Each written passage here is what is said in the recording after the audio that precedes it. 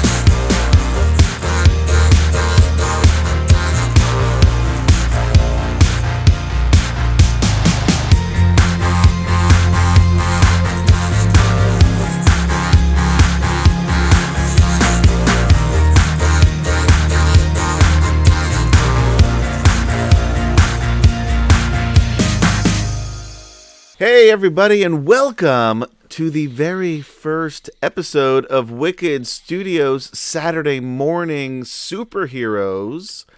This is a Marvel Superheroes, old school Marvel Superheroes game. My name's Adam, for those of you who don't know, and I am playing Gabriel Pyne, aka the superhero Squall. And I am Kemchan Mirja. I'm playing the superhero Mental. And what's his regular person His name? regular name is Jackson Briggs. His birth name is Mental. His superhero name is Jackson Briggs, just to throw everybody off. Was that Jackson Briggs? I can't tell. Yeah. Whoever he was, that dude was mental. And I'm Will DM. I will be the judge for this. That's new terminology, man. I am the judge for this Marvel Superheroes circa 1985. And I guess before we get into it, I'm just going to explain a little bit about the game, the show that we're running. The game does take place in 1985 in New York City. It does take place in the Marvel Universe. However, and I do need to state this because this is my vain attempt to cut down on hate mail. This is just consider it an alternate universe. Okay, in the multiverse. So there will be some things that might happen that are not necessarily in along with the regular Marvel canon. So this is not on Earth 616. This is 617. This would be 617. We're just one area, one zip code over in the multiverse is basically what it is. But I do want to keep things as close to what was going on in the comics and things that are happening within the Marvel universe at that time. So changes should be slight, is what they should be. Okay. Now that we've got that out of the way, let's go ahead and start the game. So the game starts off in, like we said, New York City. It's in January. It's cold.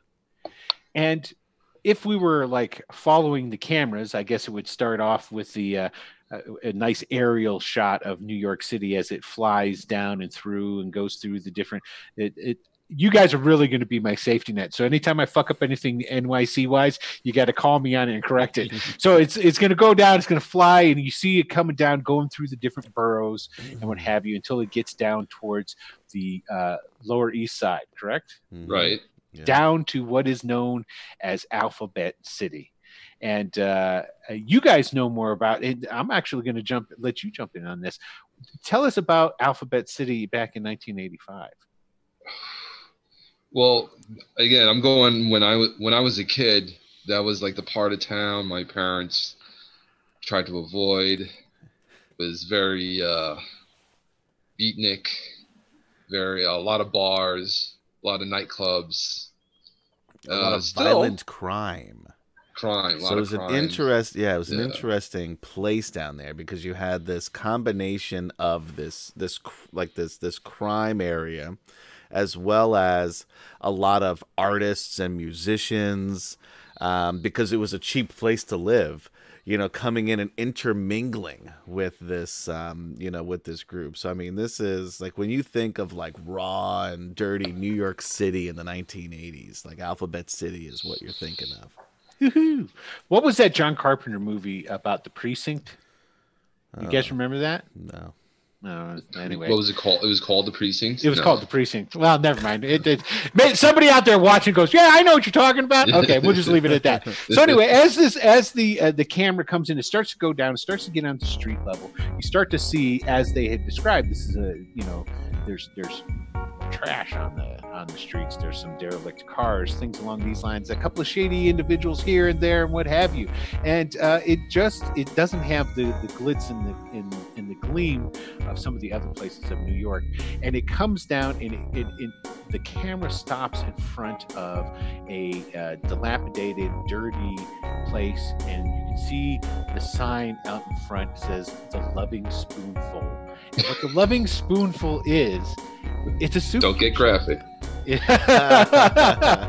No, that's for patrons.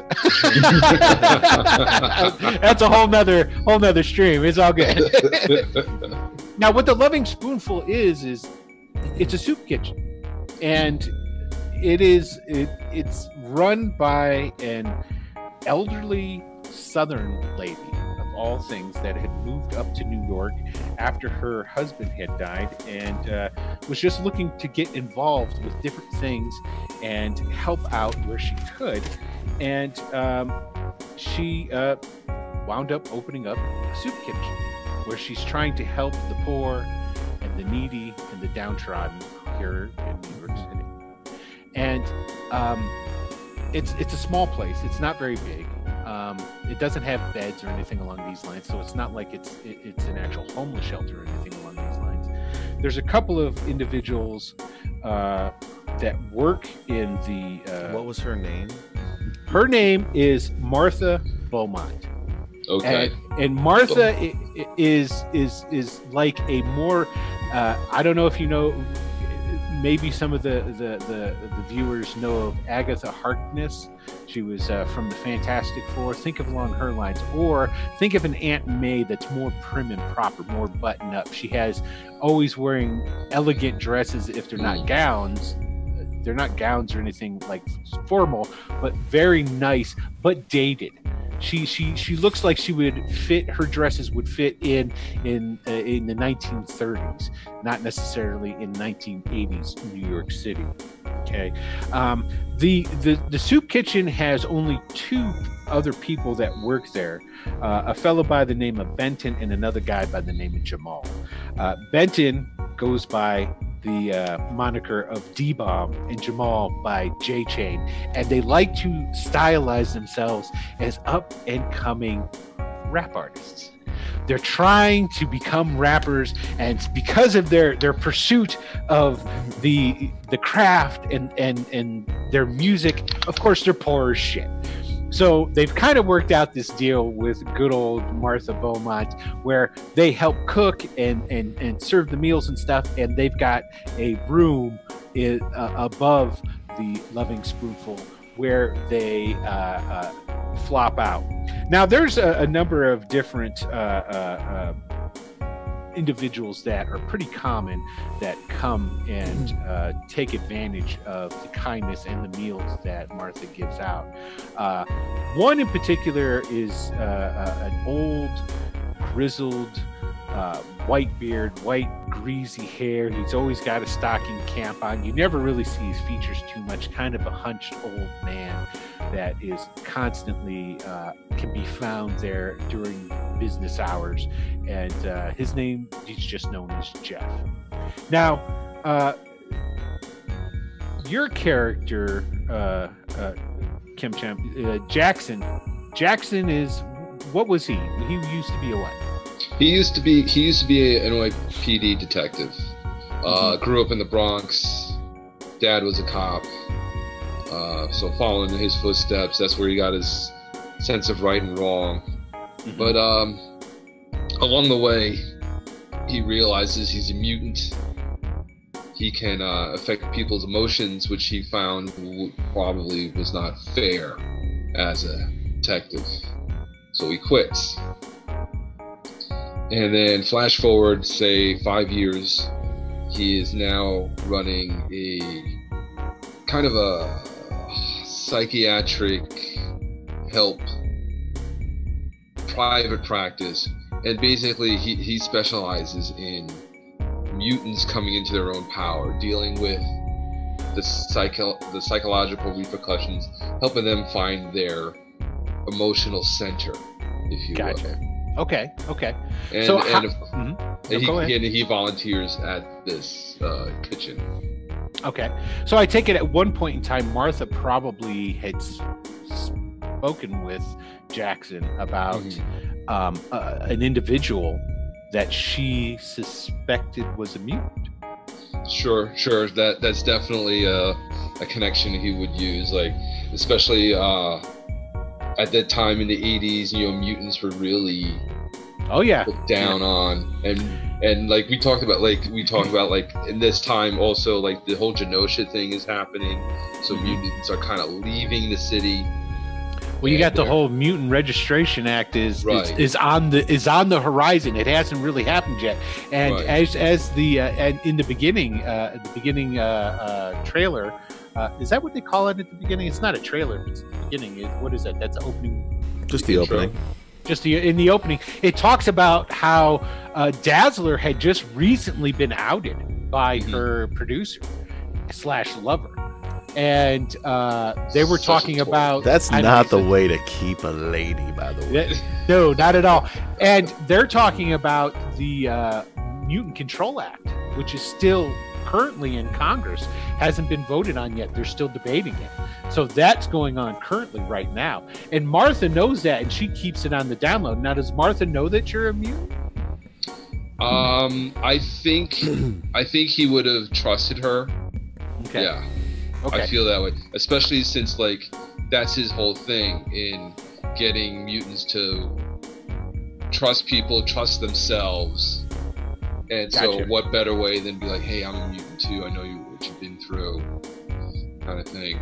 So what I'm going to say is that the Loving Spoonful has kind of on the down low kind of area become a meeting point for mutants that are either new to New York City, or on the down and out, more the downtrodden types that come to find out that they're mutants, and they haven't decided to like go down into the sewers and join the Morlocks or anything along these lines. They're still trying to find their way, and it's kind of become a quiet thing amongst the mutant community in New York about Sure, there. yeah. And I would assume your name gets passed around a little bit because, like, hey, there's this guy that might be able to help you out. Is that Right. okay? All right, excellent. So, Adam, let's talk about what's your character's name again? Gabriel. That's right. So let's hear about Gabriel. What brings Gabriel to New York, and in particular, how does he end up here at the Loving Spoonful? I'm not going to talk too much about what brought him here specifically, although he's originally from Cleveland, coastal city, as some of you may know. That's right.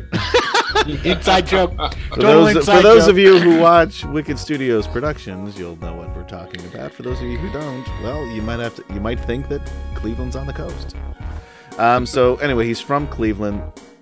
Young guy, just turned 21, and came to New York because there are some well-known mutants there. I mean, we've got the X-Men. They're a little further north into Westchester, but this is a guy that doesn't know a lot of mutants. He's running from his past, which we'll find out about at some point a little bit, and coming here is sort of a safe haven.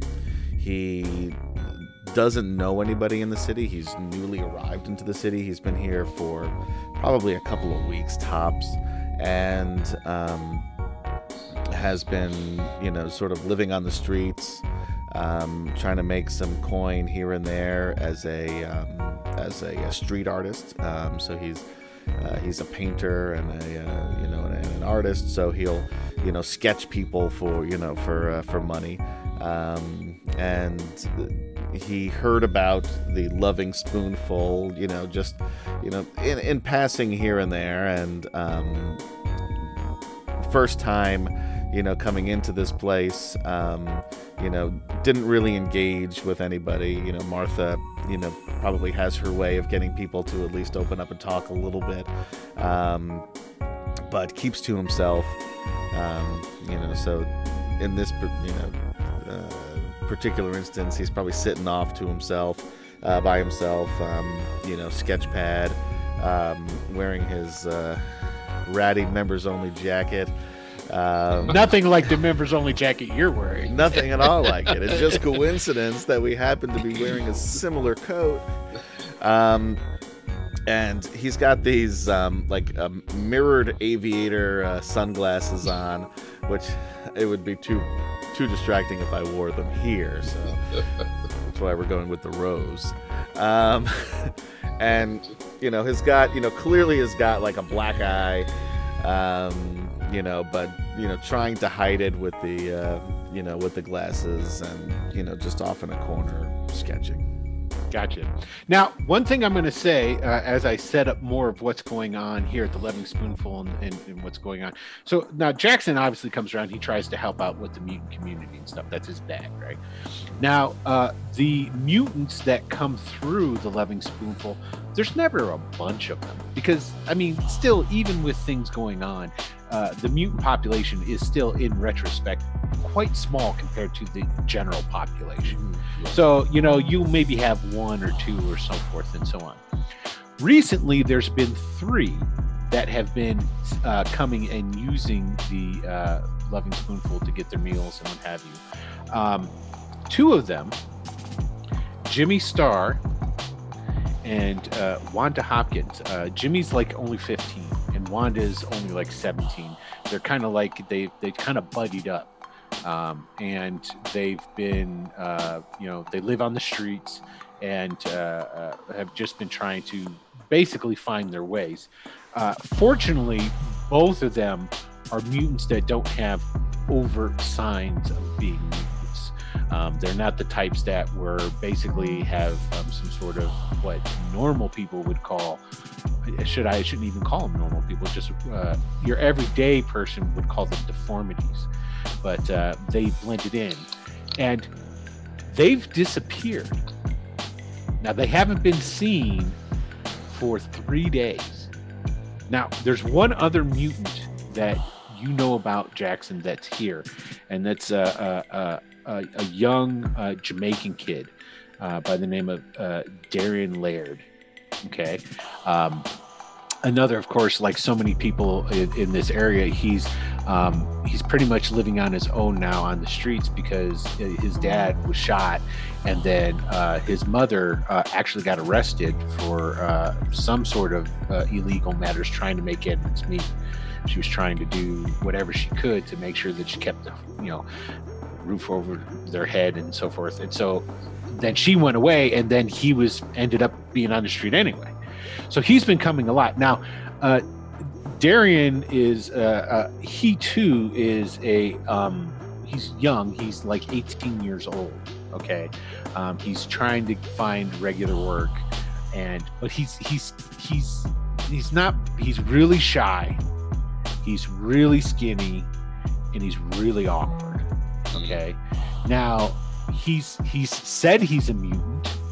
You are assuming that he's telling you the truth. He told Martha this, but you haven't seen anything of like what he can do. And it's kind of a rude thing too. It's not like, oh, cool, you're a mutant, show me your mutant powers. Right.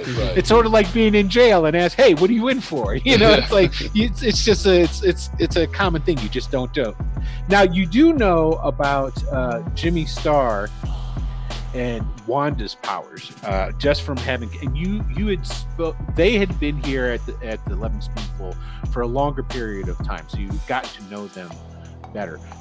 Darian has just been here this is like a week he's been here and showing up. Okay. Jimmy could shrink. Okay.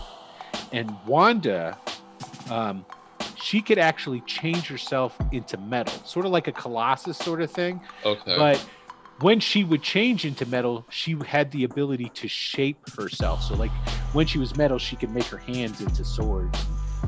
Shit like that. Okay. So she had cool, it was like power. I wish I would have thought of that for my guy. I'm just telling you, man. So now basically we've got one newcomer, and that's Gabriel. Okay. Now this is going to be the first time really that you guys are going to be having any type of of Gabriel. Martha has told you of Gabriel, and you've seen Gabriel in passing, but you guys really haven't spent any quality time getting to know each other. Gabriel, you know about Jackson because you heard about one, aka the Loving Spoonful, and what it does, and so you know that this is like he's an okay dude that tries to help out the mutants. Okay, and the same thing. Martha also, you met Martha first. She tells you about so forth and so on. So this is where we're going to start off. We're going to start off with the two of you in the Loving Spoonful. Now the place is busy. Okay, I don't have any maps or anything like this for right now. We're just all going to theater minded. There's a number of different people from it's all those artists. It's a lot of people down on their luck, people that are living in poverty and whatnot. So this place is constantly busy when it's open. You've got the two young men. That's right. I got to look over on this one. You got Harvey, J-Chain and D-Bomb, however you want to say it. That's their rapper names. Yeah. And they're over in the line, right? Because Martha does most of the cooking during the day. She like cooks throughout the night and what have you. And then what it is she'll like bring some stuff out, and then every once in a while you'll have one of the two guys go in the back and they'll bring some stuff out. But they're at the front of the line, serving everybody, and they're always rapping. Always rapping, and they're always, and I'm not gonna even try and do it, but it'll be like, you want some corn with this? I got some corn for that. I got some cornbread on that. I can't do it, but they don't really talk, they rap, and they're just rapping back and forth with each other at the line while they're doing it. And we're gonna just make a quick roll just for shits and giggles. I want to see just how good they are. 3. They suck balls. This is the reason why, you know, it basically probably one of the big things that happens is they'll be up there thinking that they're rapping really good, and then they can't think of a word. It's like, Right. dude, man, what rhymes with mashed potatoes? Like, I don't know. What rhymes with cream beef? You know, and then so well, it's a soup kitchen, man. Come on now. What is she making? Stuff that All right, she can Gabriel is going to spread. be a vegetarian after a couple of meals here, I think. Yeah. So basically, this is what it is we've got Gabriel in, and I'm gonna push you guys together right from the start. This is basically you guys have sat down, you know of each other, you've sat down basically to get to know each other. You both know about everything that I've already laid out there. The other thing that is something you guys know about, because it's sort of become a word on the street, is that some people in Alphabet City have started disappearing. Now, whether or not the two other young mutants, Jimmy Starr and Wanda Hopkins, if they disappeared like that, you don't know. But there's several different rumors. One of the rumors is the man is here. They know that there's mutants around here, and they're looking for him. And that's how, you know, that's, you know, what the other mutants are saying, you know, or at least that's what, because there's other mutants that you might run into here or there, because there's like a sort of an underculture of it here in Alphabet City that's kind of like a couple others, even though they might not be regulars coming to the Loving Spoonful. But then like the other people, they've picked up on that too and say, yeah, it's the man that's taking them, but they're not here for just, you know, for mutants. They're here just because nobody cares about the poor, so they can come down here and take us to run their wicked experiments on us, and nobody cares that we're missing. So that's the rumor.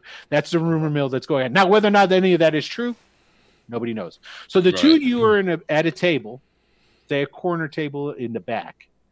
And it's just the two of you, and old Gabriel's got a plate full of mashed potatoes and creamed beef.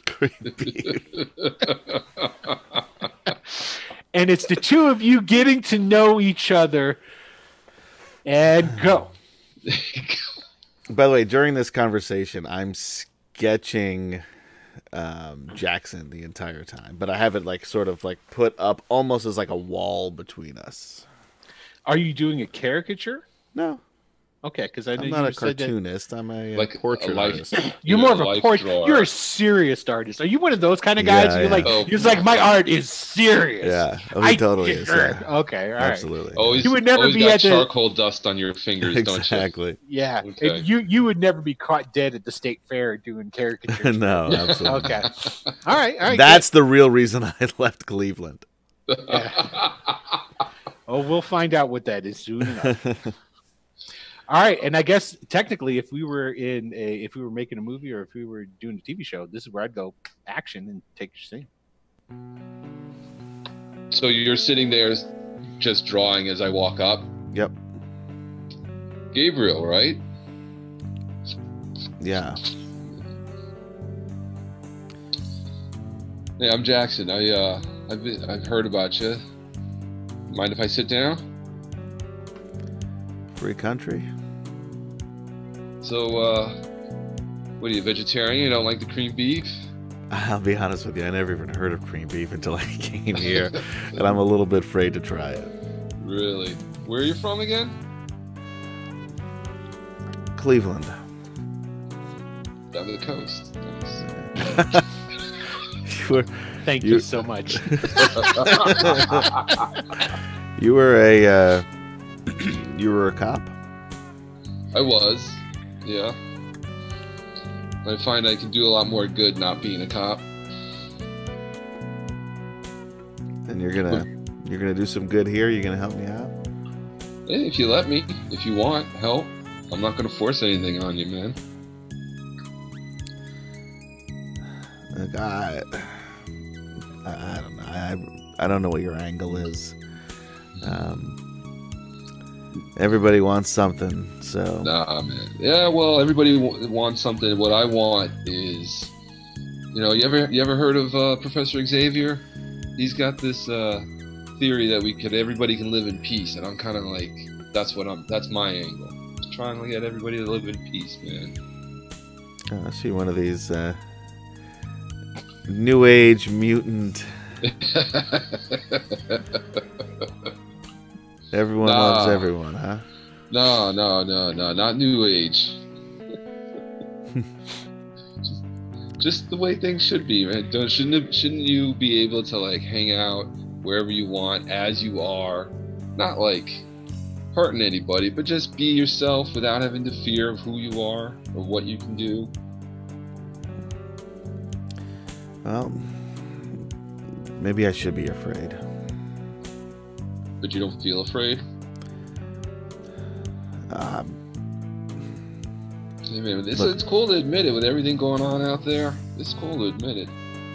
Look, man, yeah, I'm afraid. I don't know what's going on. Well, what brought you to New York? Start there. Well, I thought that there'd be more people like me here. You know, you mean maybe... mutant? Yeah, that's man, it. Mutants. Yeah. Kind of a derogatory term if you think about it. Well, I mean, maybe. Depends on how you look at it, I suppose. Well, only people that I've ever known have looked at it as a derogatory term, man. So. Okay. So what would you call yourself? I don't know. I'd like to call myself Gabe, but not sure that's who I am anymore. Well, I think what you were aiming for was upstate New York, because that's where that guy I was just talking about, Professor Xavier, he's got a school for us up there, if you want. Look, I can't even afford to live here, man. Certainly, from what I hear, it's I can't even get to Westchester. I'm lucky I got here. Yeah. So I'm also don't know that I'm ready to join a school.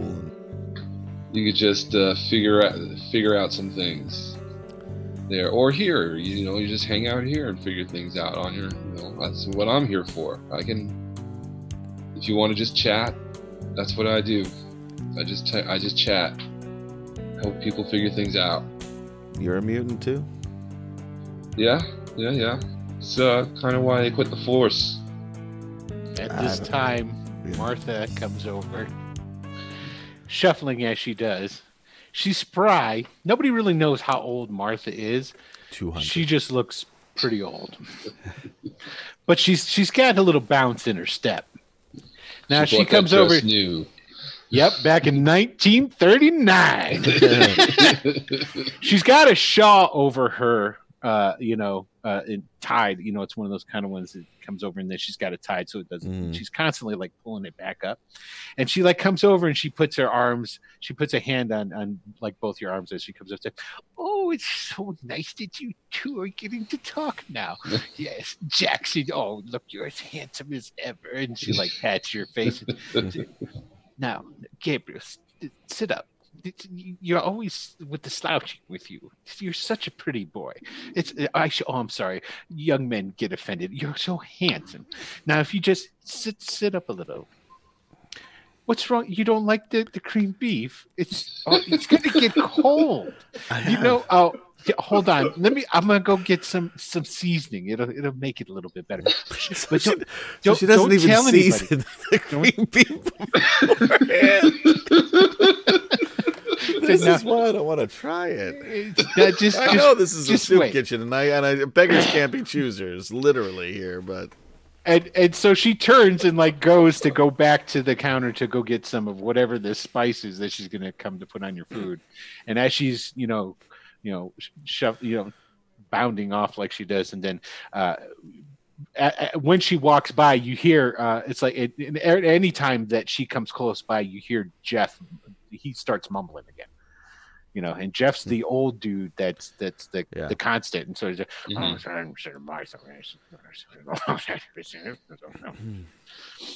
okay, all right. So she goes and she's going to go do that. Leave you two back to yourselves. So you're the mutant whisperer. Any idea of what happened to the other two? Jimmy Star and Wanda Jimmy Hopkins. This isn't Jimmy and character. Wanda? I don't remember their names. I wrote it down. Yeah. I'm staring right at them. No, yeah. Okay. Yeah, they haven't been here for a while. Hey man, people come and go. I don't know what to tell you. I mean, last I heard, they were talking about heading to Jersey. I really don't know. I mean, there's rumors, people just up and leaving. Yeah, I heard some rumors too. What did you hear? Well, people are saying that people are just disappearing. Oh, I mean, disappearing is a harsh word. Yeah, well, I mean, I guess take it for what it's worth, but on the streets, there's a lot of people concerned. There was one kid of there that was friends with them. I've seen. Has anybody talked to Darian? Let's see if Darian's here. Hold on a second. It's almost like on cue when Jackson's talking about him. Has anybody seen him? In through the door walks Darian, and Okay. like always, looking afraid. He's kind of like, he's got on. He doesn't really have a coat, for the cold weather. He's got a scarf on, and he's got a suit coat that he pretty much like a tweed suit coat with the collar up, and he's like holding it, and he's got some ratty gloves that he has on, and he's like looking around, and he's like looking like he's making sure that nobody's going to jump on him, and then he like hurries up and gets into the line to get some food. There's Darian. See, there's Darian. All right. We'll let him get his food, and then we'll chat with him, see if he knows anything about those two. You really help mutants. I help mutants figure things out, man. I just help them figure out what their power is, how to control it, how to deal with what they're feeling. And you can really do that, huh? I can help, definitely. Anytime you want to just chat, you want to figure things out, I'm open to it. What are you thinking? I don't know. That if he was really a cop, he would go and find these guys who are kidnapping. No wonder he quit the force. He was probably kicked off the force. If only they were Google. Google his ass right now. Yeah. On my future phone. Soak that in, everybody. There's no cell phones right now. Right. Not a one. Well, not anything like no smartphones. The 80s, you remember they had the big... Yeah, the brick. The brick, yeah. Probably aren't too many of those down here in Alphabet City. I was going to say, there's none in Alphabet City. You got to go up to Wall Street for that shit. That's right. Wall Street. Oh, yeah. It's the other side. Yeah. So Darian will get his food, and then he's all right. gonna, and I wave him over, and he just wave of relief comes over his face when he sees you, for one.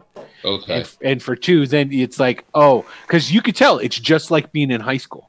Yeah. He turns around with his tray, and he's like, "Where am I going to sit?" Right. And he sees me wave him over, and he's happy. He actually smiles, and he comes over, and he still kind of gives kind of a cautious glance towards Gabriel, because Gabriel's kind of like one of those short. Well, the new guys. Well, he's kind of an ass. But, I guess I'm being judged by the judge. Oh. So Gabriel comes and he sits down next to Jackson. He's like, hello, Mr. Briggs. It's Briggs, right? Jackson. Yeah, Briggs. yeah. I told you can call me Jackson. Sit down. Meet Gabriel. Yes, Mr. Briggs. Thank you. Hi, Gabe. Man, what's up, man? You're not gonna. Yeah, have you seen? We were talking about your friends. Oh, damn it! I keep forgetting their name. Wanda and Jimmy.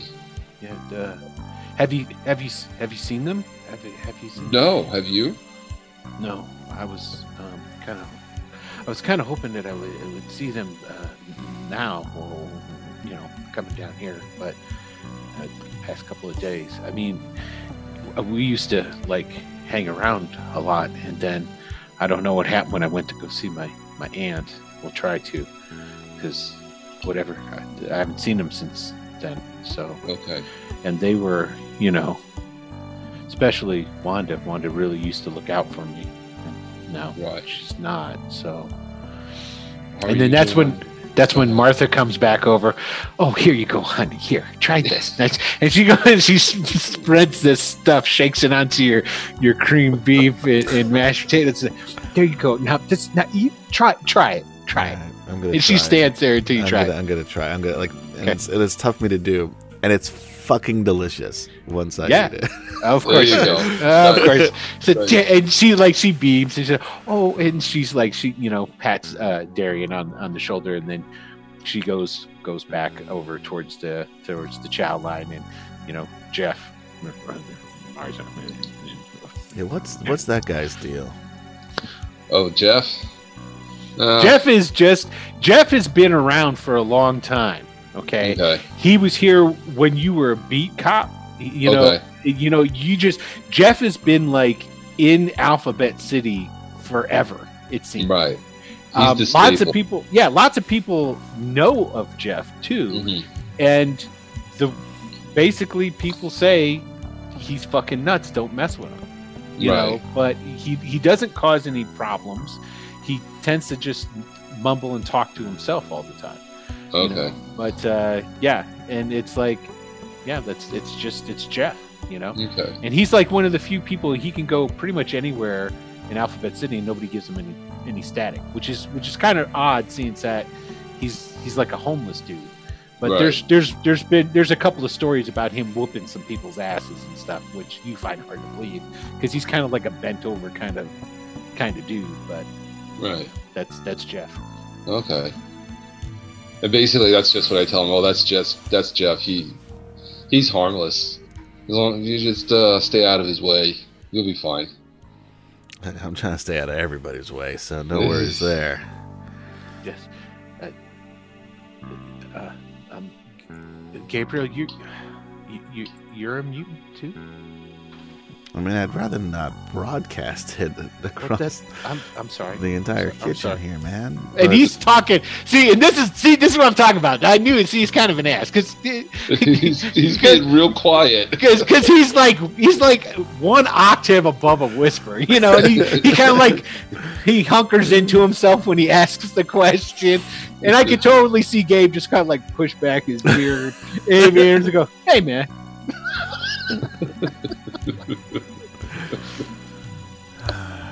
So he apologizes.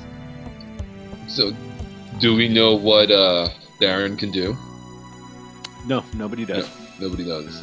And to tell you the truth, you don't even know if he really is a mutant. He says he is. Okay. Okay. And I just take him at his word.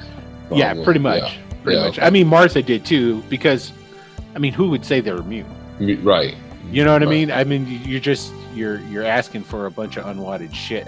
Yeah. So, Okay, so why not? Yeah. yeah, exactly. So, Okay. But yeah, I was able to help Darren figure out some things, and this Darian, sir. Darren. Yeah, help him That's what figure I out said. his new name. that's what I said. And then, of course, Darian apologizes. Oh, I'm sorry, sir. I misheard you. I'm sorry. So you have no idea where your friends went, huh? No, I mean, I know where we normally would sleep, but Where's that? I could show you, Mr. Briggs. Yeah. Let's do that. I mean, You could take is me it there. a night? I mean, covered? What kind of box layout do they have? It's well, it's an abandoned, well, kind of like an old coal bin. I don't. Yeah. Oh. It's you go down these stairs into. There's not really windows. So it's a basement of one of these old warehouses, basically. Yeah, that's but it was dry and and Sure. relatively well as warm as it could be. Well, you could have a fire in there too, and the smoke didn't really it went through the holes. Right. Yeah. Well, after you're done, you get a meal in you, and then I want you to take me over there so we can look around because it's kind of, you're right, it's kind of weird how they just up and left. Yeah. Gabriel, there's other, I don't know where you're staying, but there's room there. I mean, I'm in the market. Yeah. This is HD TV. Yeah, he's kind of abandoned hoping, building edition. yeah, he's kind of hoping to find a new like tough that he can like cling on to, so he doesn't get his ass kicked. Is what he's looking for. Yeah, I get it. So No, okay. Great. I don't have a lot on my plate besides creamed beef, so I have time Great. to kill. We'll call it a field trip. You guys finish your meal, and we'll head out. Martha. Like, he's really unsettling. It's just, he's fine. He's Okay. fine. What do you say there, Jeff? That's what I figured. All right, good man, good man. And I just kind of like walk over and head back to the line, and because I was helping people, serving food, and Right. Walk off, and now I'm heading back. All right. So when you leave, Darian gets really anxious again. He starts eating faster, and so you're gonna come, Gabriel, to when we to the place. Yeah, man. Look, you're gonna have to settle down because you're making me nervous. Oh, yeah. Okay. I'm sorry. I apologize. What's your last name? It's just Gabriel. Okay, Mr. Gabriel. I just feel Then you can leave out the Mister, man. Don't worry about that. okay. All right. Aren't they around the same age? No, well, how old is? I'm 21. Yeah, so you guys are similar in age. He's 18, so it's not. But he just, he's got such a meek personality. He just automatically seems younger. You know what I mean? Yeah. Just because he's not like D-Bomb and J-Chain over there rapping about silverware. And they're happy when you come back up into the line because they got a list of questions. Yo, man, come on. You got to help me out. I'm looking for something that rhymes with salt. You got to help a brother out. Come on, man. I leave that up to you guys. You guys are my entertainment. Come on. No, man. Just kinda laugh it off. We get these beat. Come on, we get these lines down. Then we go get a beat, and that's what it. Jay, give me a beat, and then J Chain starts beatboxing. And let's see how good he is at beatboxing. Let's see. Oh, they're good at beatboxing. They just can't. Okay. They can't rap. Yeah, so they got the beat down. It's just they can't. It's hard to think of words that quickly. They can't rhyme. They should write them down first. What they should do is try. They're too busy freestyling. They got to write it down. They should be like the next version of the Fat Boys, and they just like incorporate their beats into the rap. And Wow, I haven't thought about that back then. Wasn't that was probably around the age of the Fat Boys? I haven't thought around about the age of the Fat Boys in forever. And they're all about rapping about food, Rap Boys had a popular one about pizza, if I'm not mistaken. All right, cool. So before we go, while Jackson's away, I'm gonna say to Darian, "Are you okay on your own? Well, You're a mutant, yeah? yeah, I'm You able to protect yourself?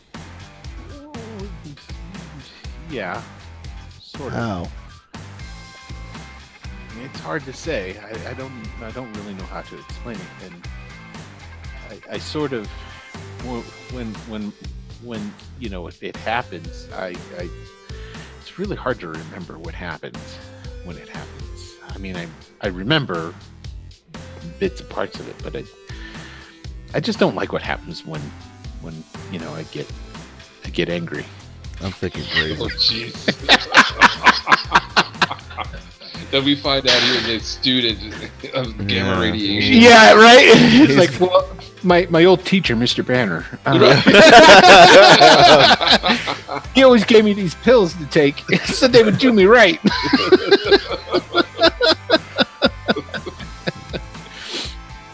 Let's say, all right, man. Let's get out of here. Let's check it out. Yeah.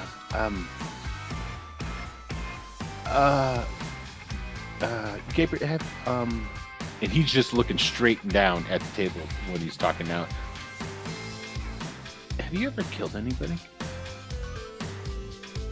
I walk out the door. Uh-oh. And I'll wait for them outside, but I don't answer that question. And then he goes up.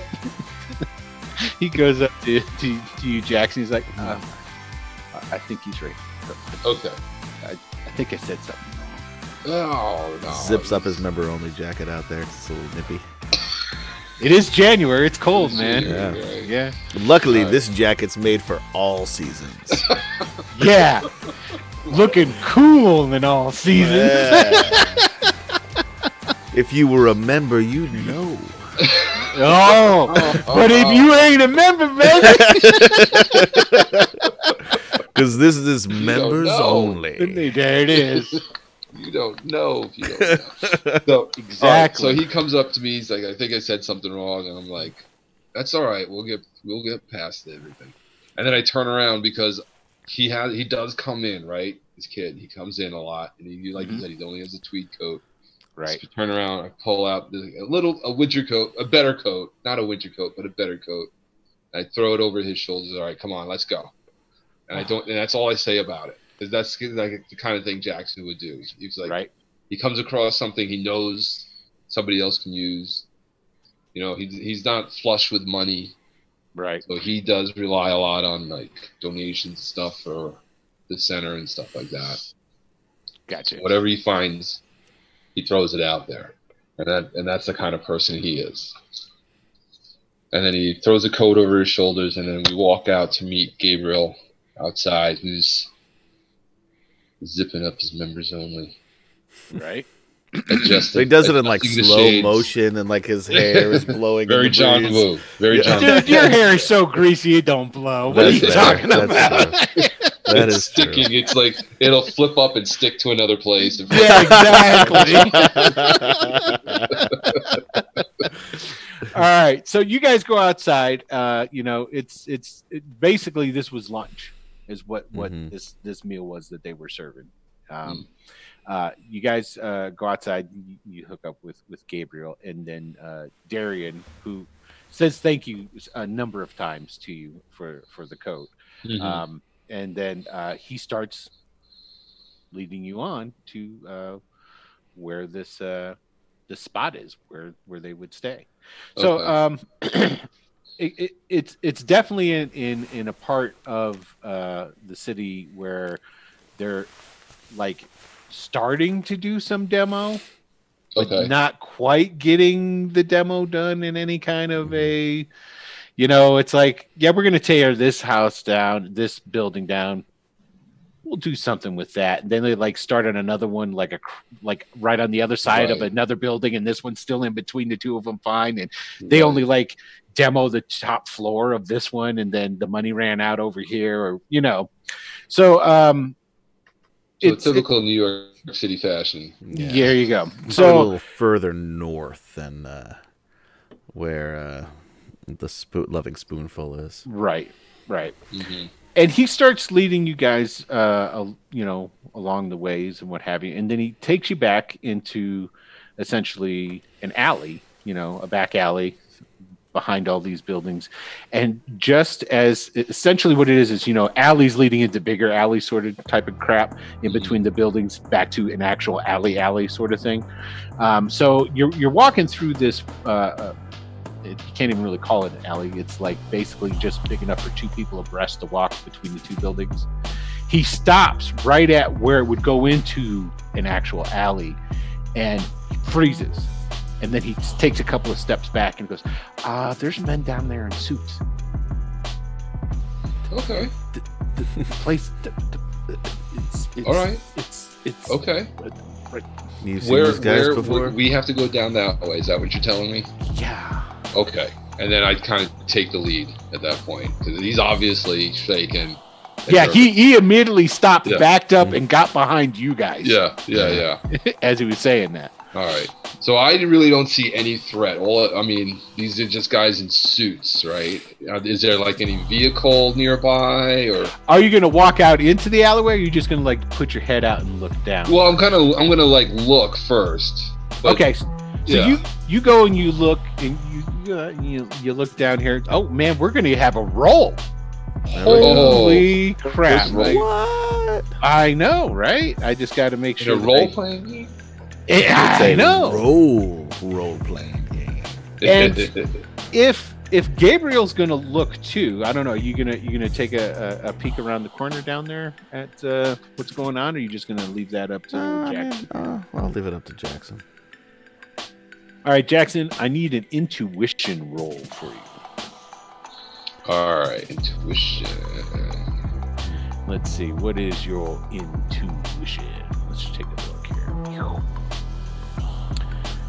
You have a excellent intuition. Yes, I do. Right. All right, here we go. Rolling. 94, baby. Yeah, buddy. Woo-hoo. You want? Oh, I didn't ask if you wanted to spend any karma on that. I don't think he needs it. No, he doesn't. Of course. Okay, so excellent. Oh yeah, deep yellow. You almost hit red.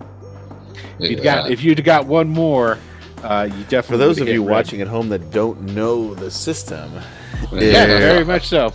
There's a chart. You roll a D100, and based on this chart, you know if you succeed or fail.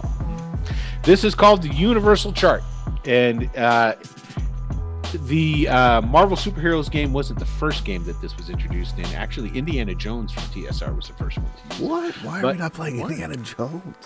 Dude, because you can't make characters in Indiana Jones. You have to pick characters. Oh. That was the whole reason Indiana Jones went belly up. Nobody wanted to play enough, it. Because if one person gets to be Indiana Jones, everyone else gets the crap. You got it. That was it. You got one person who was happy, and then it's like, I guess I'll play Sala. I'm gonna play the little Asian kid. Oh. Yeah, exactly. So, trying to make him a stereotypical. And then Marvel was the one that really popularized the. This is called Universal Table, and there was a lot of games that actually went to this. Gamma World had it for a little while, and what have you. And basically, you've got your ranks of your abilities, and then you've got the role that you would do, and you would cross-reference and see what type of success. White is the only failure, but there's more different types of successes than failure that were so just in case you didn't think it was as nerdy as D&D, because there's not as much math, instead of math, there's cross-referencing. Actually, it actually goes really, it actually goes really fast. We were doing a little pre-warm up battles and stuff, and it was like, oh my god, trying to remember and work through the rules. It didn't seem like it, but it is really simple. I literally haven't played this game, in almost 30 years. And we've never played this game. I've never played the game. It's been a while. When I first started playing role playing, I played D&D to start off with for a little bit, and then I played a ton of this game when I was in middle school and just getting into high school. And then I found out about girls for a little bit. and so but anyway, but that's the Universal Table. You can Google it, you can find it. So there you go. You can actually too. You know what? At this point in time, I'm going to give just a quick plug, because I think it's a good thing to do. If you like Marvel, if you like the original, if you don't know about it, there's a website called Classic Marvel Forever. I'm almost positive that's what it is. But if you type in Classic Marvel in a Google search, something they didn't have in 1985, it'll come up, and you can find basically all the rules and all this different stuff, so you can play your Marvel games too. So there you go, guys, just so you know. All right, so 94 intuition. Oh yeah, so you nailed it. He knows their names. No, he got a yellow. Isn't that? He got a yellow. He didn't get a red. Okay. Okay. All right. It's really hard to get a red. Yeah, with a depending on your 94 out stats. of 100, it's not right. Come on. Yeah, I'm telling you. You do have a good contact on the force, though, still, right? Sure. Yeah. And your buddy's name on the force is Marco Ruiz. Marco Ruiz. Yes, Marco. He's actually Marco. a captain. He's your ex-partner. Okay, yeah, I like that. And so he's moved up the ranks after you had left. Right. So anyway, you go and you look around the corner and you look down the alleyway, and basically what you're seeing there is it's a black sedan, of course, tinted windows, of course, and you're seeing two guys. They totally got the men in black look. They got black suits on with the white shirts, black ties. They're wearing sunglasses. Total look like, aside from Men in Black, they look like feds is what they look like. Okay. You do notice, one, they're packing. Okay. Definitely your old cop intuition and whatnot from seeing that. You can tell by the bulges beneath their raincoats and their suit coats. Yeah, they're definitely wearing trench coats. Come on. Yep. Oh, yeah. They got, of course, they're man. Definitely wearing trench coats. Of course. And you notice that there's something just odd about the sedan. You can't quite put your finger on it. You're not sure what make or model it is. You know, it's like, is that a Chrysler? You know, it's like, no, I don't think it is, you know. So, is that an Oldsmobile? I'm going to start throwing around cars that aren't made anymore now. It's like, I don't think it is. There's just something a little bit odd about it. And these guys are just kind of like sitting there shooting the shit. One guy's smoking a cigarette. The other guy's just kind of like, you know, scuffing on the ground and whatnot. And they're just bullshit. Not loud or intense or anything, but they look like they're waiting. Right. And you can tell, basically, there's these buildings that exit out into this back alleyway. They have stairways that go down. Okay, so like you got stairs go down to the door. So these are definitely, like, I guess you would call them, they call them garden levels or whatever the hell you would call them, sub basements or what have you. So and they're parked right behind one. And there's like a one of those stainless steel briefcases is like on the ground. It's not open. It's sitting on its end, just like kind of just chilling. Okay. All right. So I tell Gabe, you, and Darren, stay there. It's Darian. That's what I said. Your name is Darian now. No, now I got it right. It is Darian. Maybe I'm not the asshole after all. No, you just wear the asshole on the outside. It's your armor. Yeah. My armor is my members only jacket. There you go. You got a squishy caramel inside. Everybody does. Okay. All right. I tell them to stay there. Stay out of sight until I call for you. Okay. And then I walk around. And at this point, I'm gonna sort of sneak a peek at that point, but just to watch what he's doing. Go ahead and give me an intuition roll. All right. I mean, you might see something that he doesn't see. I mean, that was a really good roll. 88. You saw what basically he saw. Yeah. What's your intuition? Mine's remarkable. Well, hold on. We should probably check that. I'm pretty sure you're just going to have a yellow on that, too. Yeah, it's yellow. All right, cool. Man, if you had that rolling thing. I have a universal chart. There's a nice little Java program that allows you to just click, you roll. And I do not have JavaScript on my computer, apparently. Yeah, it's easy. I'm pretty sure it's free. Anyway, so all right. So you basically see the same thing that Jackson saw. Mm-hmm. Okay. And as soon as Jackson turns around the corner and starts walking away, Darian starts getting really tweaky. You see these guys before? No, I've never seen these guys before. All right, stay behind me. Up against the wall. Okay. Don't let them see. He like assumes a position. No, like, not like that, man. I mean, back up no. against the wall so they can't see you. Oh yeah. I'm not a cop. No. Yeah. Okay. Okay. So I take it when you're approaching. You know what? I have to. Can I say? Because I normally want to kill every one of Will's NPCs. I really like Darian. Darian's a good kid, man. Yeah. Okay. Okay. So And I take it you're not attempting to hide or the fact that you're approaching them or anything. Okay, no, because it's an alleyway. Where am I going to hide? Right, exactly. So I'm sure there's like doorways or whatever, but nothing. Yeah, I mean, there's garbage and garbage cans, whatever. Yeah. Yeah. But no, I know. I just walk up, hands in my pockets, very nonchalant. And I'm not even gonna like engage them until and I'm gonna just try to go down the steps to the door and see what they do. So, all right. So as soon as you start get out into the alley and start walking down that way, they instantly notice you. It's like even though they were talking and all that, it's like you've been around some of trained individuals before that you can tell that these guys, they're not slouches. Okay, these guys are trained up. And so they turn around, they look at you, one says something to the other guy real quick, and then the guy who was smoking a cigarette flicks his cigarette over, and he starts walking up to you and goes, "Hey there, friend, anything we can help you with?" No, I'm just here to see some friends. They're homeless. They live down in the basement down here. I'm just checking in on them, making sure they're okay. Really? And he reaches into his coat. Fuck him up. And pulls out a notepad. Definitely fuck him up. I hear that from behind me. Shut up. He flips it open and he "What's your name, sir?"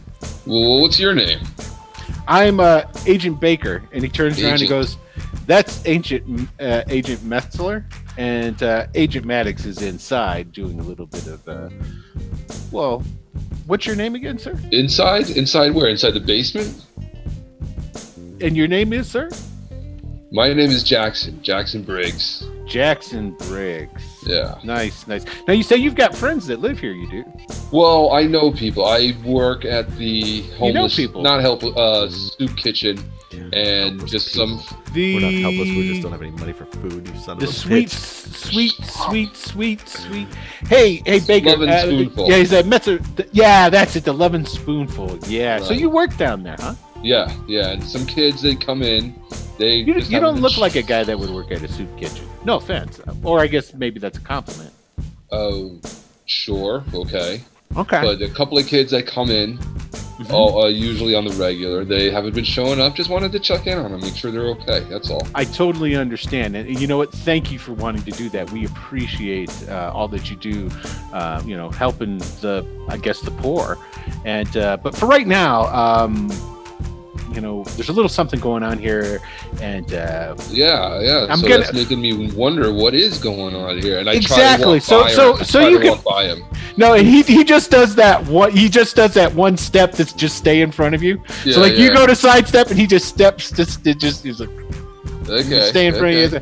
So you say your last name's Briggs, then, and you know the people that were living here.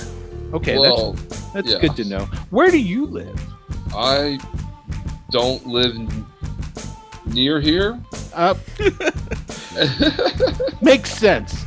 We don't either. But I just work around here. Excellent. So you uptown? Where you Jersey? Sure, you're a Jersey guy. You convert it. You commute in probably. Okay. Yeah. Those are Jersey shoes. I'm thinking. Yeah. Hey, you guys are trained well. So, and I try to do the whole sidestep and try to pat him on the shoulder, and he just sidesteps again. And as he's doing this, he's talking. Then the other guy, Agent Metzler, he comes up and he stands to help make more of a wall. So he just comes up and he stands next to you, and he reaches into his pocket, and then he pulls out some gum. And he puts a stick of gum in his mouth, and he offers you a stick. I'll be right back. No, I'm good, thanks. Excellent. So Metzler's standing there. Then he just he just kind of shrugs and he puts his gum away, and he goes, "Well, do you mind coming with us to ask? We would love to ask you some more questions." Well, I would love to know exactly why you agents, as you say you are. Oh, I'm sorry. Here. How rude of me, Metzler. Show him the identification. All right. And so he reaches again into his coat and he pulls out, of course, the typical leather, and he flips it open and he holds it open to you. And you see written right there, and it says Shield. Oh, okay. And he shows it to you, and it's got Metzler's picture down there, the goon face that he is. And he just flaps that closed and he puts it back and said, I'm sorry, that was rude of. Do you need to see my identification as well? I would like that. Excellent, not a problem. I totally understand. Now this time I really take a good look at it. Okay, and he flips it open. Okay, give me an intuition roll. Okay.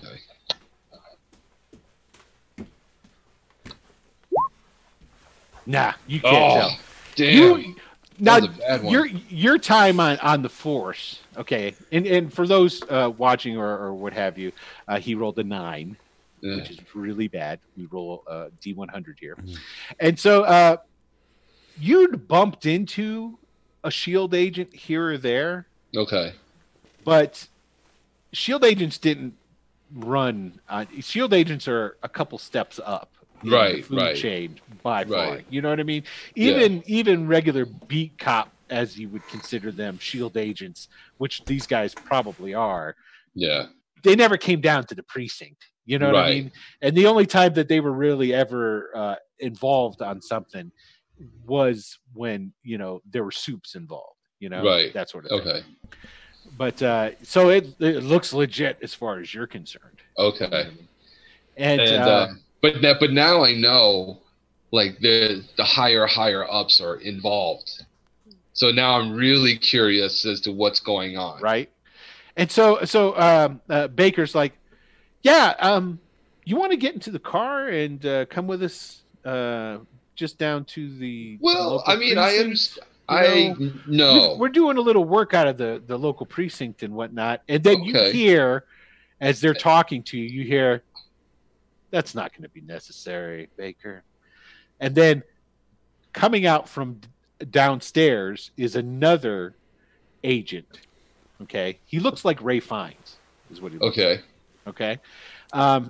He's got his hair. He's got that slick back sort of dealio.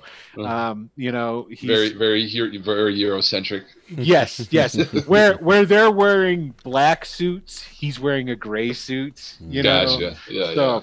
And he comes up and he goes, no need to be talking with the locals. I think we've gotten everything we need here.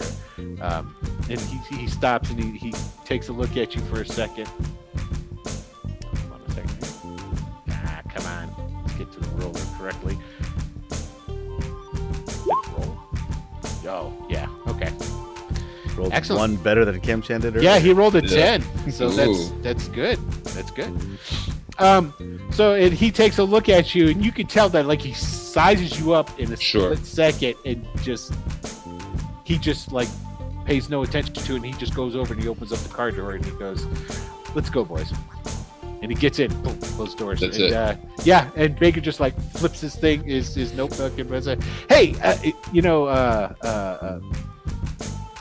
Briggs, right? Yeah. Right. And he puts his hand out to you. He's like, yeah, thanks for answering our questions. We really appreciate that. Sure, I shake his hand. Because I'm not trying to like start anything. I'll shake his hand. Like, yeah, okay. Yeah.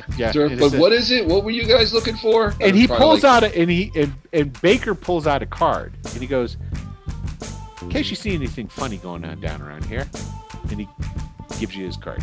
And I go, it's Alphabet City, man. There's always something funny going on around here. Yeah. You're right about that. I should probably preface that with something. If you see anything, let's say, superhuman going on, like a mugging, don't call me for it. That's right. That's what the boys in blue are for. Gotcha. All right. Good seeing you, man. And okay. He slaps you on the shoulder, and then they go in. They get into their sedan and start up the engine, and they just drive out of there. They left. Okay. During that conversation, I would have taken off the members only jacket, put it in my backpack, taken out like a ratty like white hoodie, put it on, put the hood up, and then tied a blue bandana around my Jerry nose and starts mouth. freaking the fuck out when you do that. What do you? Well, I say just look. Not everybody. uh, Not everybody is cool with Are mutants. you going to be man. a superhero? That's Not what you're every- doing. You're disguising yourself. I'm disguising myself because Yes, sometimes but- people don't like mutants. So you Well, just stay out of sight, yeah, man. You got it? If things go south, you stay out of sight. Yeah. And so that basically goes on. For Yeah, a that's while. yeah, that's Okay. so And that's then, that's all we do. Yeah, and then basically the car passes by where you guys are at and just keeps driving. It goes out onto the main street,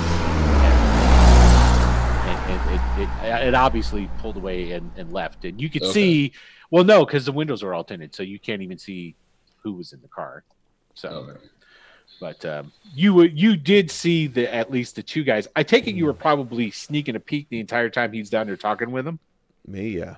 Yeah. Okay. So you saw that he was talking to these two guys for a while. You know, the one guy pulled out a notepad, was taking down notes and stuff like that, and they were doing this like sidestep dance.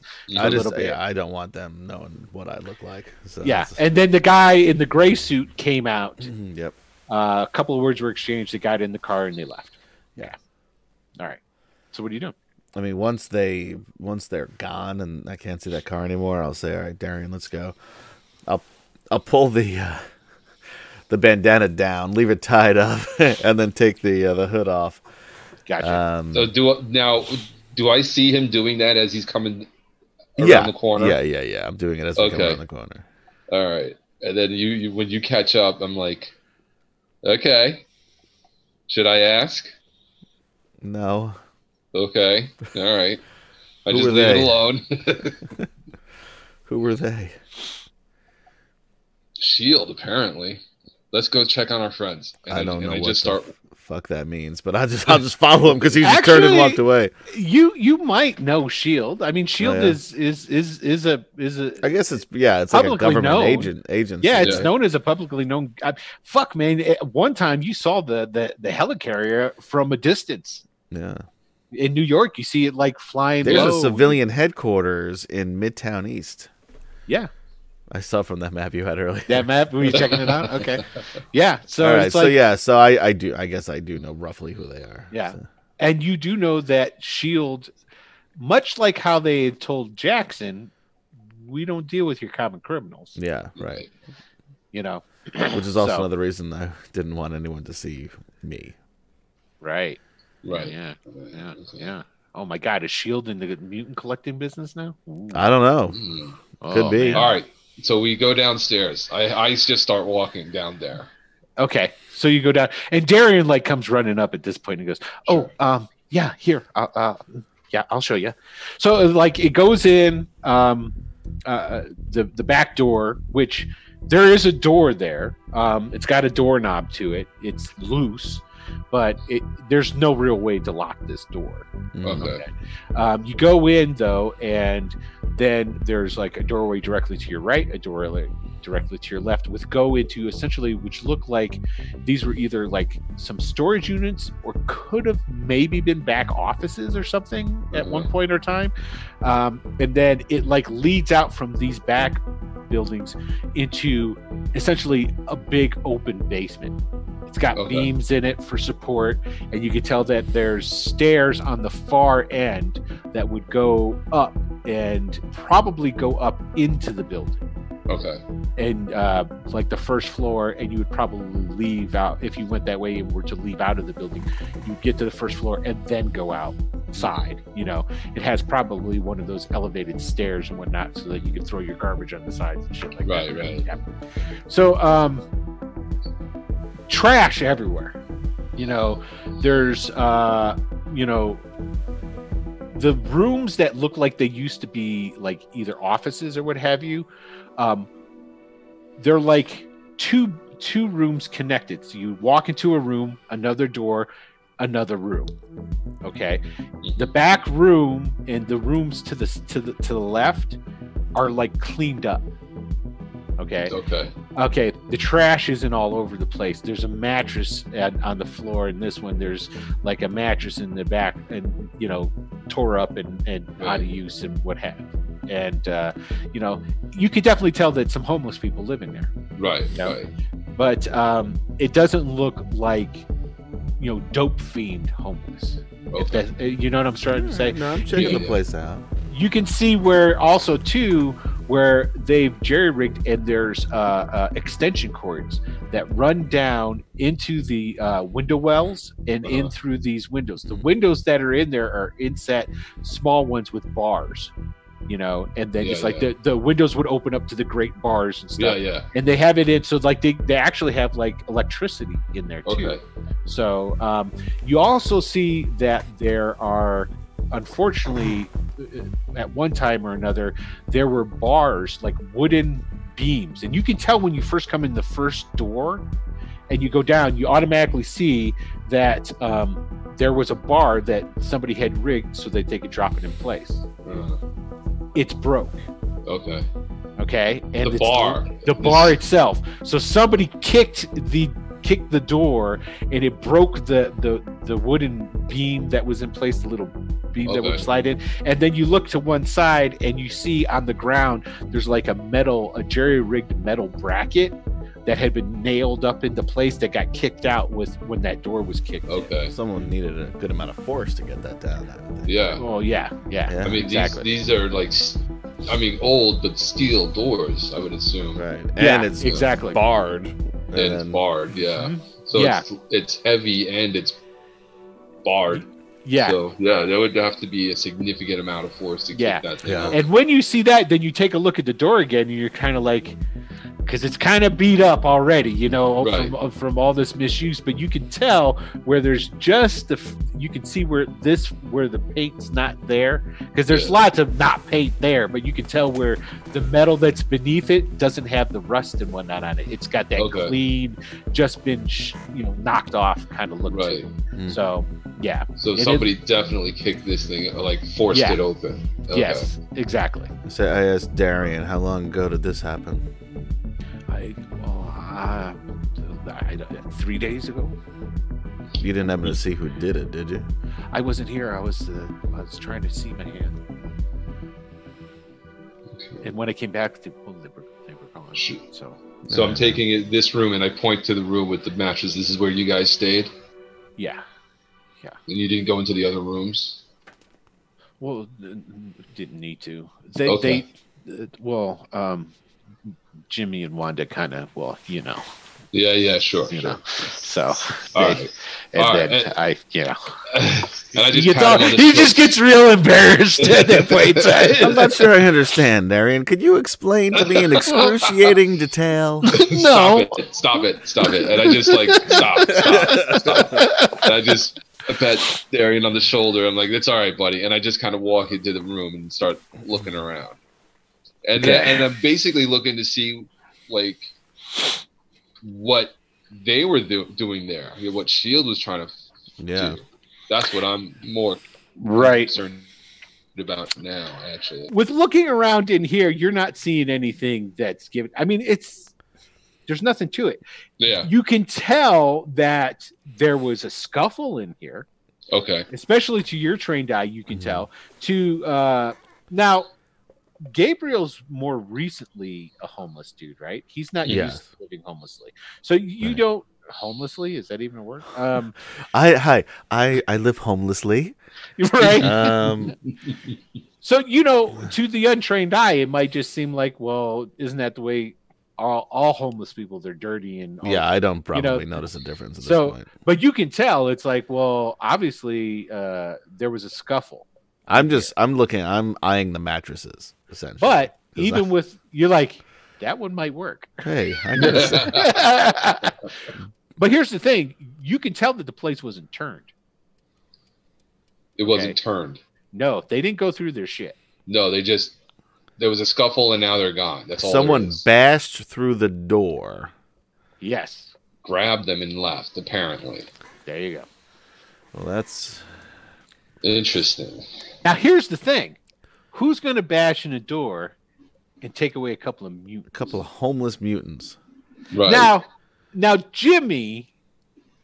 A lot of people might think it's kind of a sissy power that you can shrink, But even when Jimmy would shrink, Take that, the Atom. he couldn't shrink that much. Take that, Rick Moranis. But Jimmy was able. He was the special kind of shrink, which you can get in the book. I forget what you do to get it, where he retains his regular strength even though he gets smaller. Now, granted, he wasn't a strong guy anyway, right? But even being when small, you're that size, and you have even average strength, it's pretty impressive. Exactly. But Wanda, on the other hand, is a badass, right? Yeah, she has and powers. Somebody taking Wanda away. They're not. What was her powers Joe. again? She's the one who can turn into metal. But like she's like a T-1000 is what she's like. She's like a T-1000. She can cover herself in metal and she can form the metal. Yes. Okay. Gotcha. Yeah. So that would be quite the undertaking in getting her and taking her away. Mm-hmm. Gotcha. Mm-hmm. Okay. Exactly. All right. So we see there was a scuffle. Somebody definitely broke in here. They didn't go through their stuff. They're gone. Shield was here. Yeah. A lot of people have been saying that before the disappearances happen, you hear a humming noise, but how would you know? How would you know that? That's that's what I've heard some people talking about on the street about it. By the way, I told you people were going missing, by the way. Yeah. And I'm just kind of like still looking around thinking, and then I kind of like walk back looking at the ground, looking for like drag marks, stuff like that, looking back out the door. You can find those, yeah. Actually. Yeah, okay. Yeah. And Darian, do you know anybody else in this neighborhood? Yeah, some people. Sure. Where? You don't have to bring me there. Just tell me where. You mean like us? Anybody you know around here. I need to talk to other people around here. Yeah, there's Rico, but I don't know if you want to talk to him. And you know exactly who Rico is. Oh, okay. He's a drug dealer. Oh, last name. No, I want to talk to him. And I look at him and like, no, I want to talk to Rico. I don't know where he is though. Where and what I find him.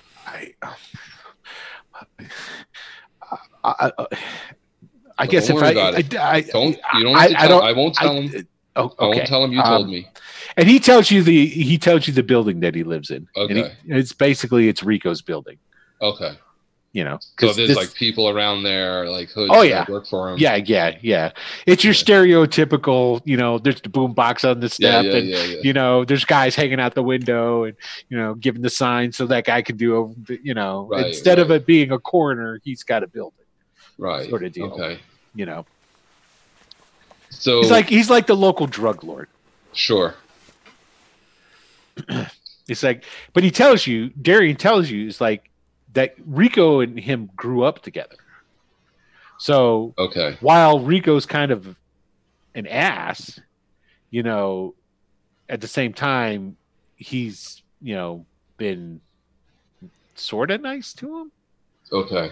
He's the kind of guy that would, like, if he was eating a burger, he would throw it in the bag and then chuck it on the ground for him to pick up. Right. If this makes sense, you know what I'm saying? That's his way of being nice. I left it for him. Yeah, exactly. He's like, I'm going to do something nice for you, but I'm going to show you how I'm in charge of all this. And you do whatever the fuck I want you to do. Boom. Right. Yeah. Okay. All right. So does Gabe come with me?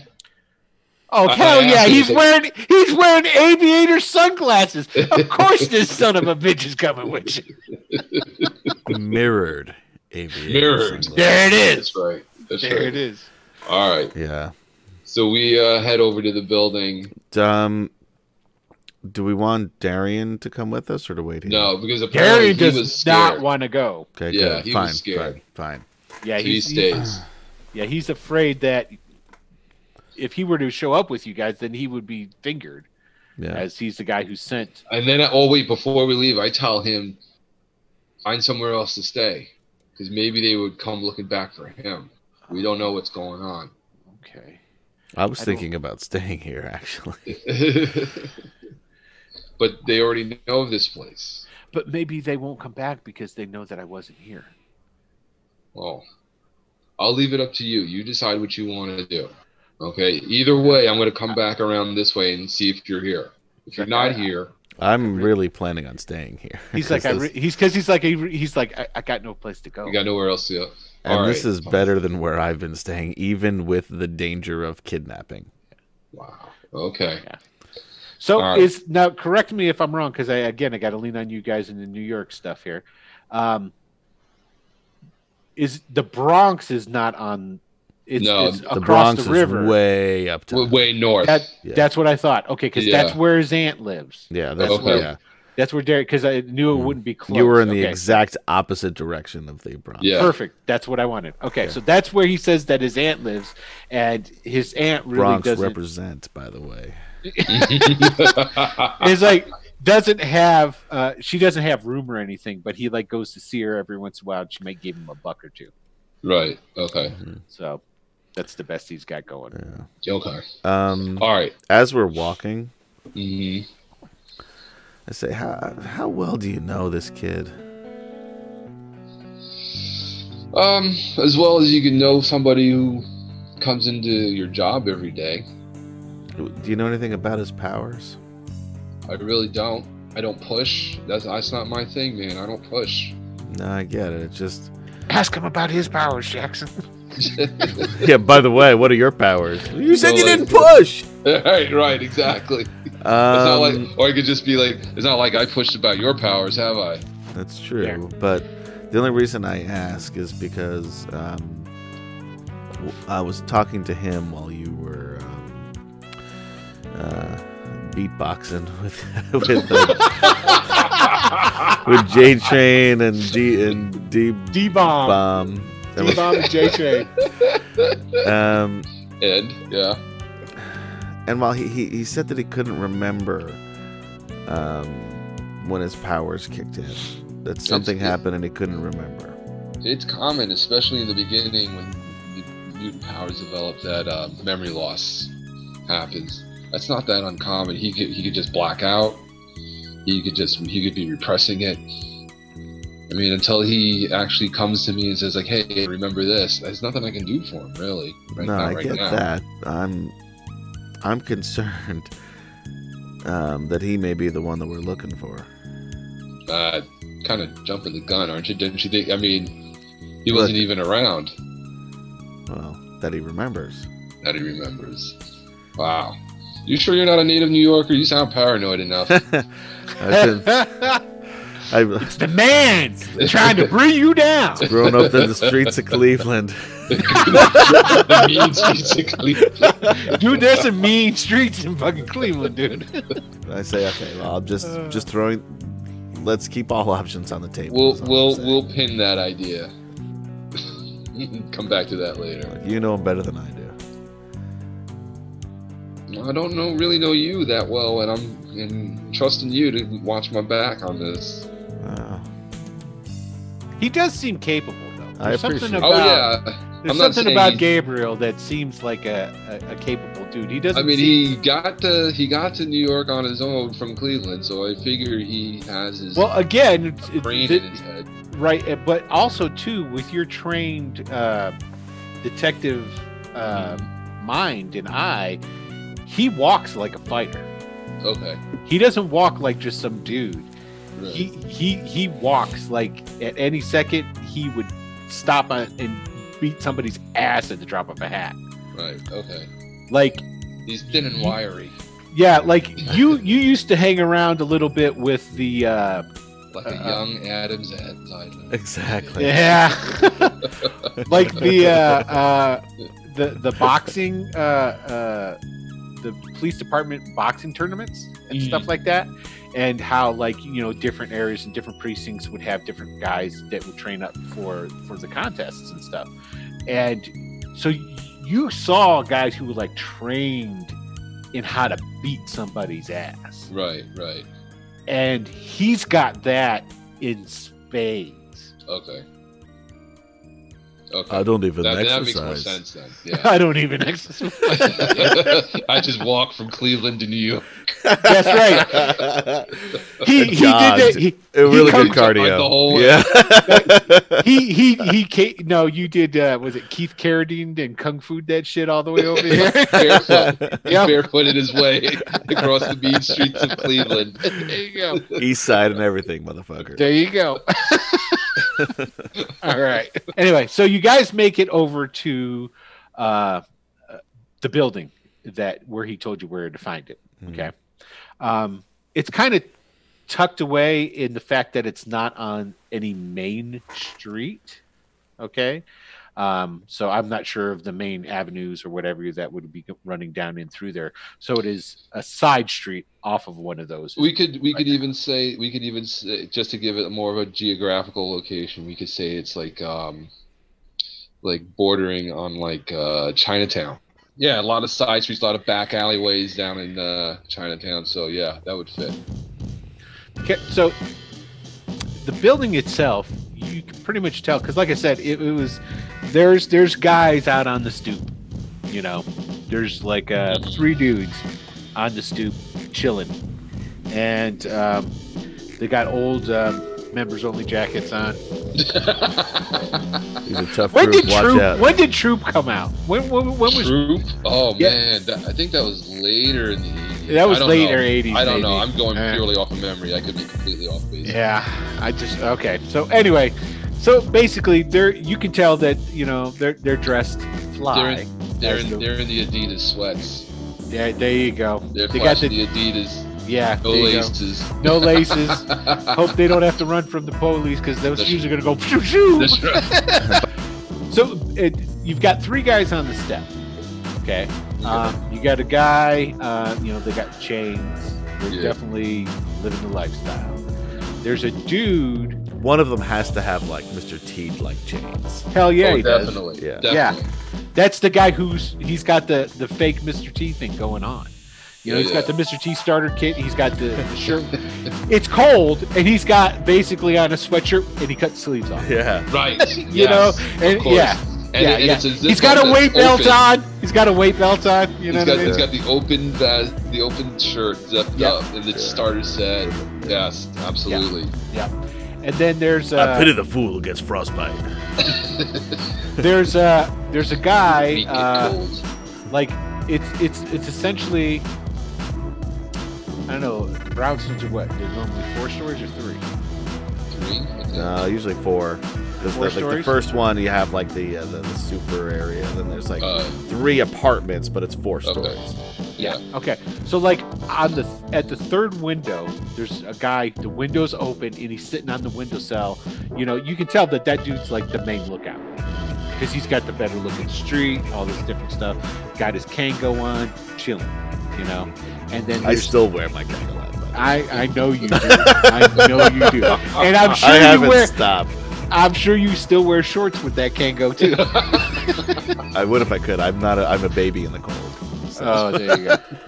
So, and they're basically like, you can tell. Like, are you gonna try? Okay, because here's the thing: you were a cop, right? And you got that cop walk. Do not scare me.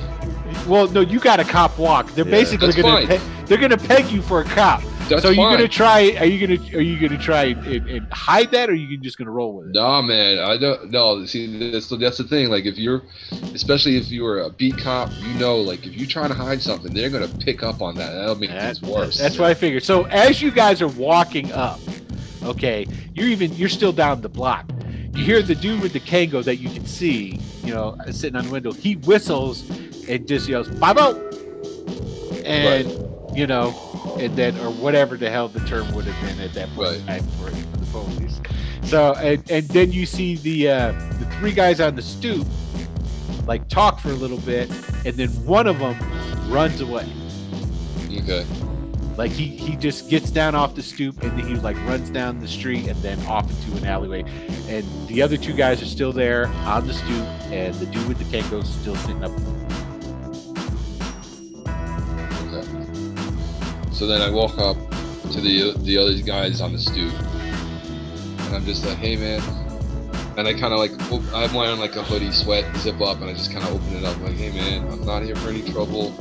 I know you ain't here for no damn trouble. I could have told you that before you stepped up in this motherfucker. You weren't in here for no damn trouble. That's Mr. T, by the way. Of course.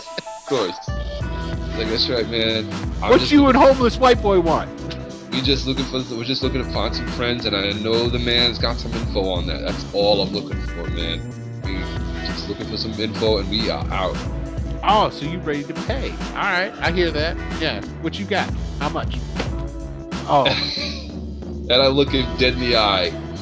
Oh yeah, here it comes. Here it comes. I look him dead in the eye, and I'm just, hey man, we're just trying to look for some kids, man. These kids are homeless. They ain't got nothing. Now they're missing. That's sad. Don't you think that's sad? Don't you want to like help me find these kids? That's all they are. They're just kids. Yeah, man. All right. I'm looking around like, what the fuck just happened here? Now I'm ready for a throwdown. Right. Now are you gonna drop the emotion control on the other guy that's there too? Because he's like, no, because this is the main guy. Okay. All I have to do is convince him. All right. No, again, there's a hierarchy. That. You know, there's a hierarchy. Yeah. Okay. And he starts literally tearing up, dude. Yeah. But he's okay, for everybody who's watching, what just happened here is our boy Jackson has emotion control. Okay, and basically how it works is if he can make eye contact with you, he can drop his emotion control out. Now, the reason there was no rolls that occurred there is because I play with the automatic success and automatic failure rule, which is basically if you outclass somebody by 3 ranks, it's automatic. These are outclassing this dude. These are street level thugs. Yeah, these are street level thugs. They don't have the intuition to be able to resist his. Do you want me to hold off and not tell the rank? Yeah. We'll leave it in suspense. Yeah, basically, these fools don't have a chance against him. Is what it is. And he's like, "All right, man, fuck this shit." He like opens up the door, swings it open. The dude gets out of the way because he like almost hits him with it. Right. He like throws because it's like double door, and he throws the other door open. He goes walking in. He's like wiping his eyes. Fuck this bullshit. And he just goes walking in. He said, "Come on." And I was like, all right. And I just like follow him in and smile. Okay. And Gabe is like, Gabe is probably all confused. Yeah, I have no idea what's going on here, right? No, and basically you thought there was like a fight about the pop. I was ready for a fight, yeah.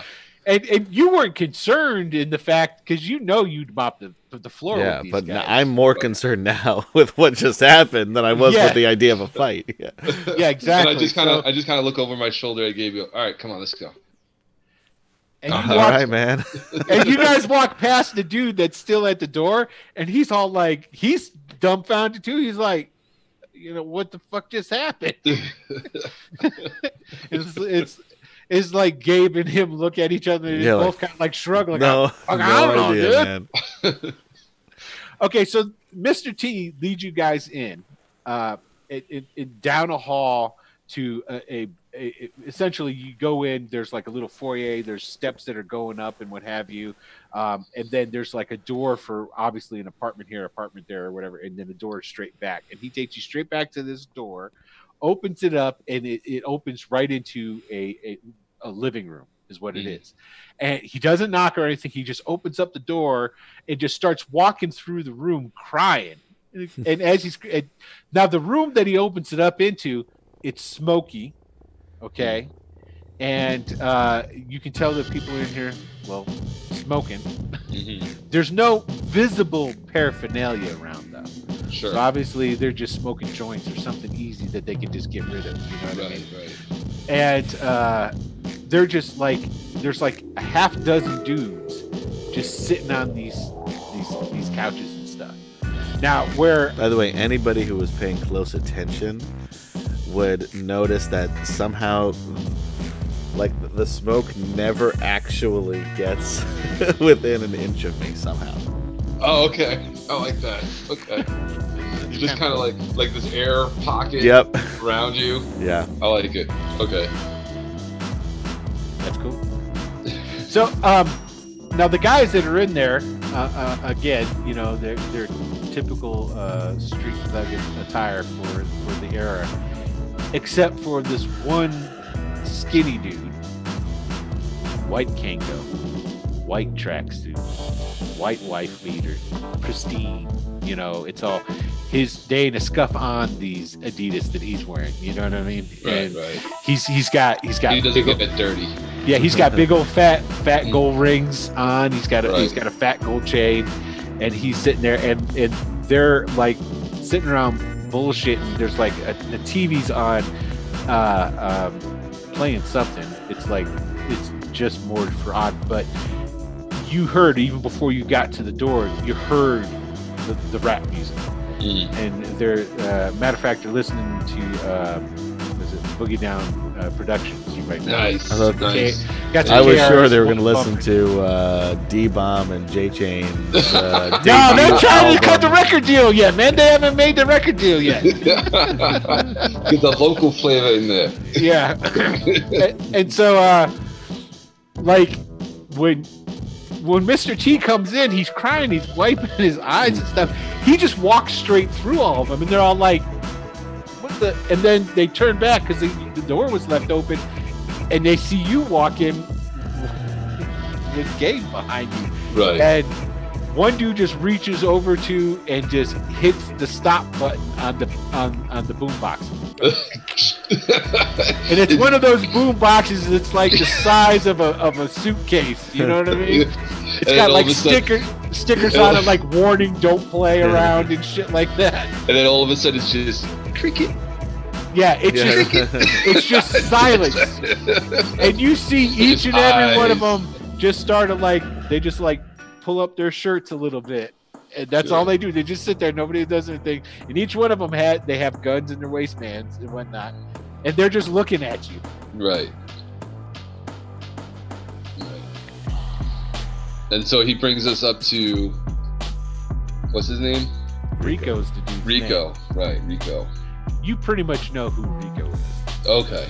Yeah, I see him, and Rico. I bring respect to you, my brother. All I'm looking for is some information about some kids. Maybe you might know. What the fuck did you do to T? I just made T realize. No, T! What the fuck's wrong with you, man? It's been a trying day. And then all you hear from the back room is, oh, fuck all that shit, man. This ain't right.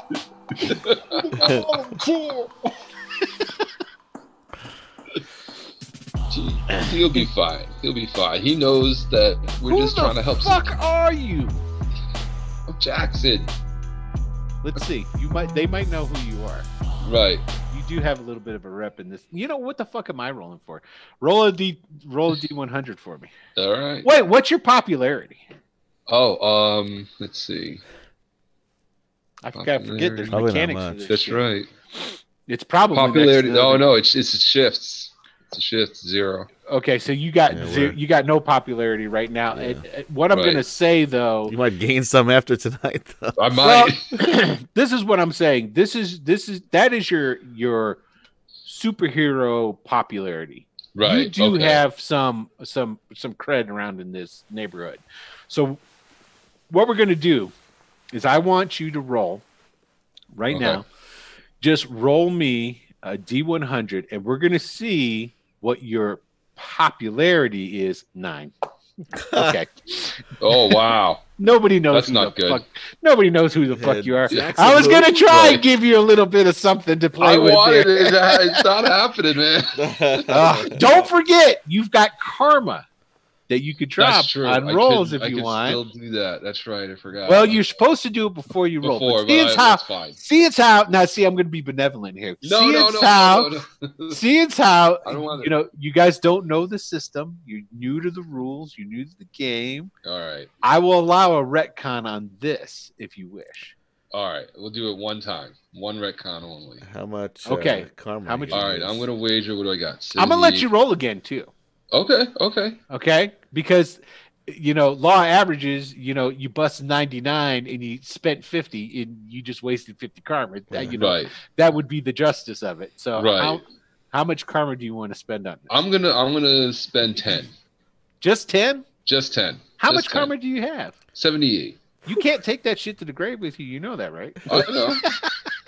I know. Just 10. Okay, just 10? Okay, because Just that's 10. pretty much that's the minimum you can spend anyway. So Oh, is that the minimum? Then 15. minimum you can spend. Okay, so didn't want it to be the minimum, but I don't want to be too far off the minimum. So All right. spend 20. Make 20. it even. We'll do 20. All right, 20 it is. It's gonna roll. All right. So I re-roll. Reroll and then at okay, so Hey! 65. 20 Nice. is helpful there. Yeah. Okay, so Nice. 65. What we're gonna say, And I got to change my count, right? yeah, you got to Yeah, drop it by that 20 that you just spent. Okay, so in the neighborhood, we're gonna say. Well, hold on a second. I'm gonna do this because this will be easier. 65. You have a remarkable popularity currently Okay. in the neighborhood. Okay. Okay. Now this is what we're gonna. So this And is this how is Jackson Briggs, not mental. Jackson Briggs. Right. So you're gonna have to keep this like a separate track of this because you're the way that I do it. Okay, as far as your popularity goes, is you have your superhero popularity and then you have your alter ego's popularity. If at any time the two become one, like if you have a public identity, you just go public. Uh-huh. Like Steve Rogers has Right, only one right. The popularity. Fantastic Four, right. Yeah, the Fantastic Four only has one. But say like Spider-Man, I would have him have two popularities. There'd be Peter Parker's, and then there would be Spider-Man's. Okay. These are the types of there's people who are friendly to you, Mm-hmm. people who are neutral to you, people who are unfriendly to you, and then people who are hostile to you. Mm. These guys definitely are not friendly. Okay. But they're not hostile. They're not hostile. Okay. I wouldn't say that they're neutral either. So what I would say is they're basically unfriendly.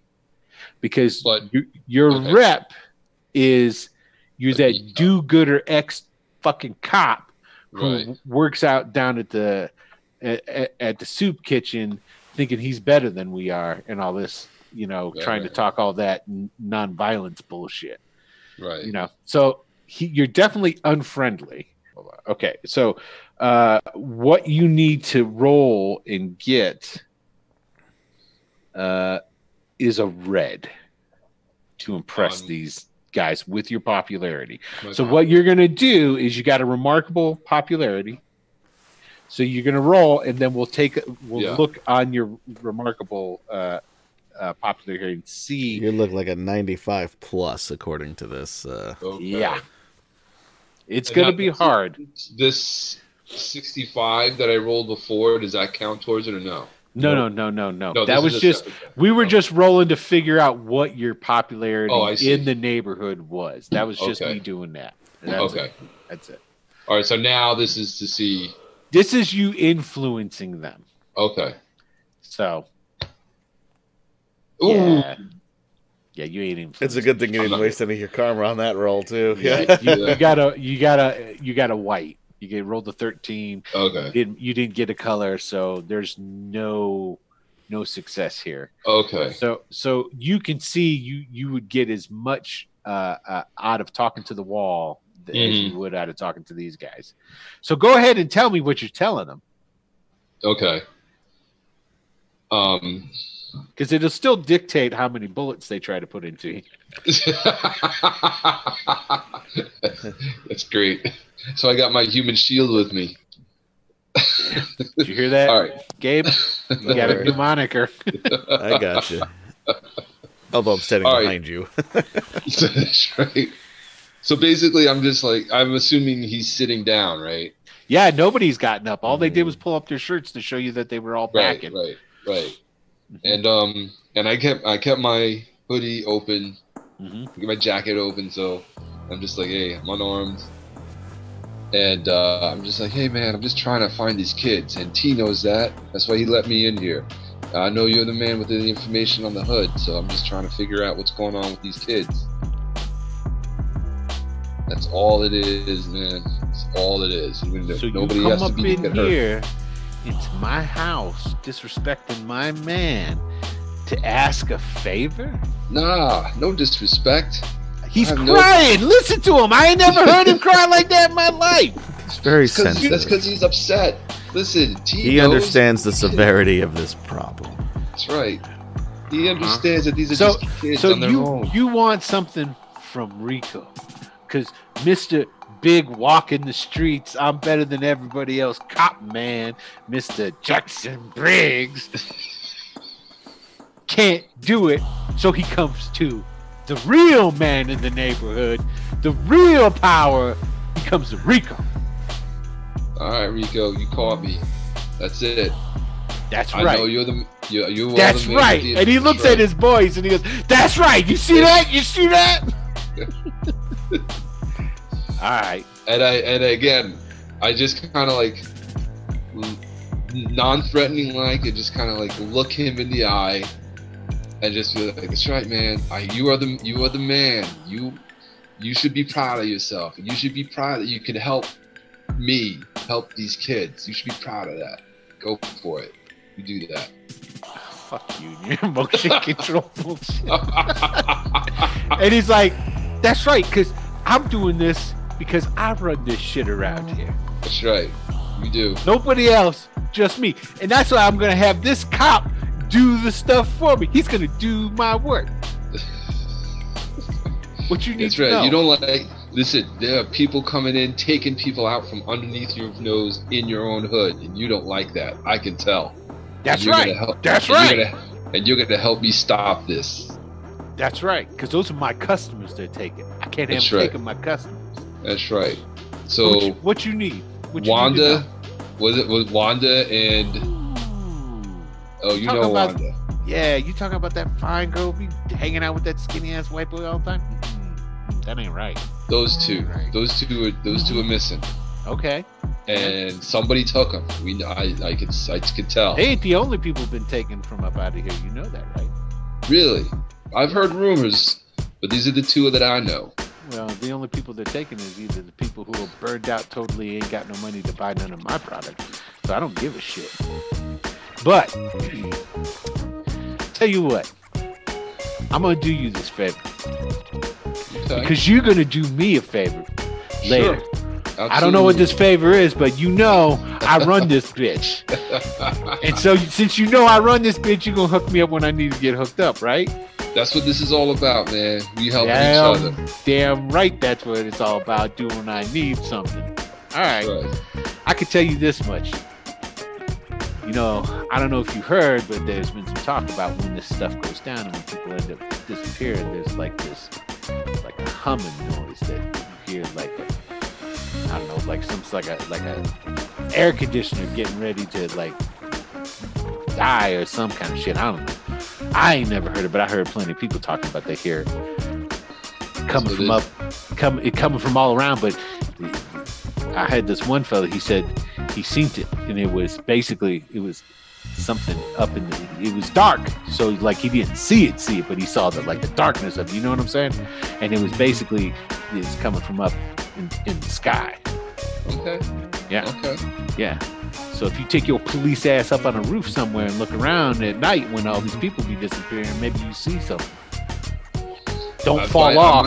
I might do that. I'm probably gonna do that, Rico. Yo, man, I appreciate everything. I know you And- do.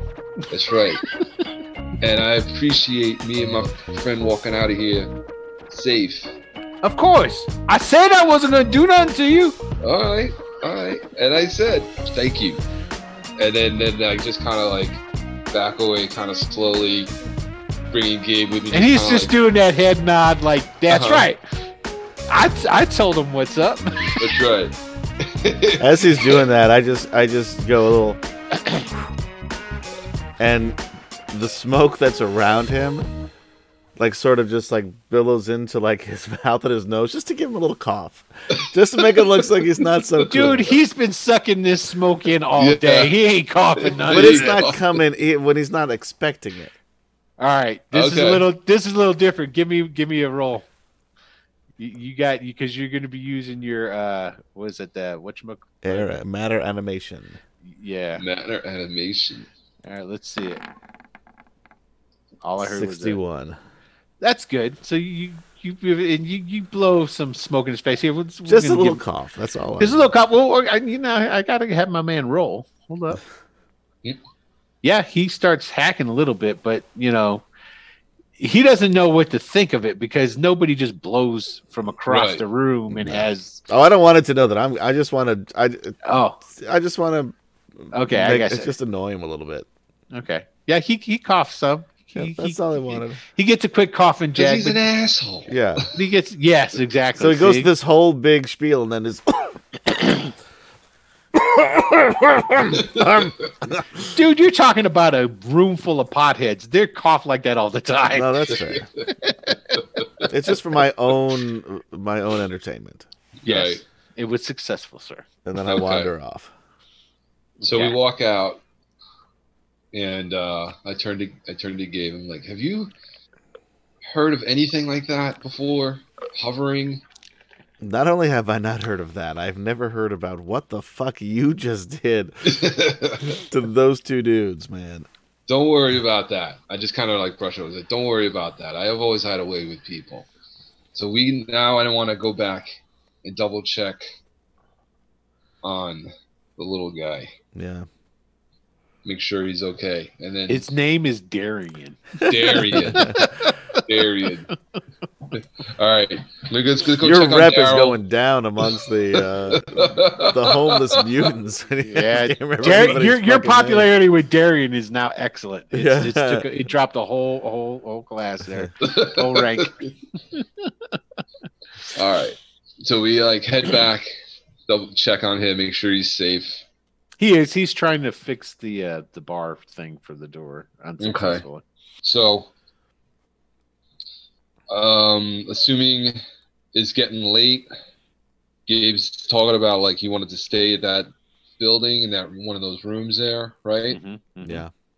So I figure, all right, this should be a decent place to hang for the night, and I'm gonna do exactly that. I'm gonna set up a post up on the roof, take a inventory of what's around, start setting up a what do you call it, observation post. Okay. You can find pretty much whichever building's the tallest that has the best vantage point of the neighborhood. You could find that and then try and set up something up on that. I mean, the buildings here aren't overly tall, but you know what I'm saying? So you could find one that's a little bit taller than the others, and it's probably got a fire escape on it some sort of way, so you could make your way up the back way and what have you. I mean, all right. So yeah, either that or Gabe could show off and fly you guys up there. He doesn't know what I can do. No, I know. That's why I said he could show off. Or that's even better. I was if we can only get to the top of this building, it's occupied. Yeah, it's gonna be hard to do probably.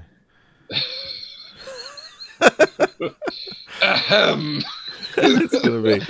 I don't know how we're gonna do this. I think I need to have Adam watch the DM Love video that we've recorded for the Don roll again. Yeah. It's that ain't gonna work. All right. If you're really trying to figure out a way to get up into that top of that building, I'll say I can make this happen. Yeah, let's just say the fire escape's broke. Okay. Like Well, also, when the if sections of the ladder is not even there. It's gone. It's laying in the alley. I mean, most fire escapes, you can't reach it from the floor, from the ground anyway. If you have can, to it would be a inside. way. Yeah, then you just walk right into people's houses. Yeah. Yeah. So, like, and if it is an occupied building, I can't just walk in through the front door. Yeah. So that's the problem. That's what I'm saying. Like, if only I could get up there, this would be the best spot. All right, it's. God damn it! Is Darian here? I wouldn't think. No, I think this is after you guys checked on him. All right. Yeah. I say this is probably going to be a little bit uncomfortable for you. And all of a sudden, the winds, right? The winds start. Bend over. No, the winds. The winds start. Like section the back of a Volkswagen uncomfortable, or what? What's that from? That's a line from a movie. That's from Mallrats. That's right. Okay, cool. So the winds start whipping around. And I'll just grab onto like the back of your hoodie. Oh, God. And then suddenly you're engulfed in a whirlwind. And it's a lot more powerful than it probably should be just for us to get up into this thing. So there's trash being strewn all over the place, boxes. The dumpster moves slightly, bangs up against the wall. And then I have to do a once we lift off, you do, yeah. Okay. So that which is right now. So now you need to do an endurance check. Yep, give us an endurance roll. Let's see, Right. what kind of endurance we got on our man? Good. Here? I just have good endurance. Good endurance. Okay, cool. What does he got to? He's just got to pretty much make. If it doesn't, yeah. Okay, then you just need to make a color. Yeah. Okay. I mean, because this is just air sickness anyway, so it's not right. Like kind of real big deal. Oh. Yeah, he's sick. Oh yeah.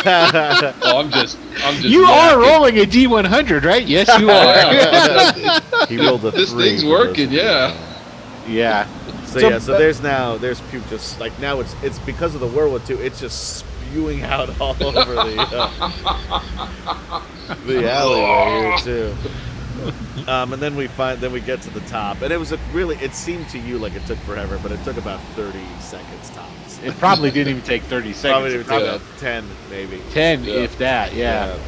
So we're up at the top of the building. I say, you okay? Jesus Christ, man! What the hell was that? I'm just like wiping my face. Got it all down my shirt. Yeah, so that's my power. You could have given me some warning, Gabe. God. I said I could help you up. Whoa. Uncomfortable, you said. All right. So far, I haven't met anybody who's been able to withstand that. Yeah, you think? I'm working on it. I'm working at making it a little bit less rocky. Now, if only you'd brought some lawn chairs and, I don't know, some burgers. Yeah, I know. A little portable TV, black and white. Runs on batteries. Yeah. Yep. Okay, so you guys are gonna kick it on this rooftop during the night? Is that the plan? Okay. A little. It's gonna be cold. Yeah. Well, I would live outside anyway, so we need. Outside, Yeah, and you're cold then too. Right. Yeah. I put my member's jacket my members only jacket over the hoodie. Put the hoodie up. Right. Okay. Bandana up over my mouth. All right, so you guys are gonna huddle down up there on the roof. Pull some newspaper out of my backpack, shove it in my shirt. Right. Okay. So since we're on the roof, there's probably a roof door that I can open up and just kind of stay warm in there for a little bit and then come back out. That's what I was thinking, because I didn't take anything with me, so I'm like, all right. But once you're on the roof, you can get back in the building. You could always send Flyboy to go get whatever you need. I mean, I'm not as... Yeah, I don't think he would appreciate being my little gopher. Yeah. Well, man, he can go buy him if you're going to buy him some burgers, I mean, he the last good meal he had was creamed beef. Right. Which was delicious. which was delicious. Yeah. All right, I'll be willing to spring for some burgers if you make the run out and pick up some stuff. Yeah, for no, me. I'm all up. I'm all about that. Yeah. All right. If you're buying. I like slap $20 into his hand. I tell him to go back to the Love and Spoonful, and I have a bag. Just grab that bag for me and bring it back. You got it. I'm thinking you're not going to get change, but yeah, I'll go get. And I yell, "I want my change!" I'll get. Can't hear you, all the wind. I was just gonna say.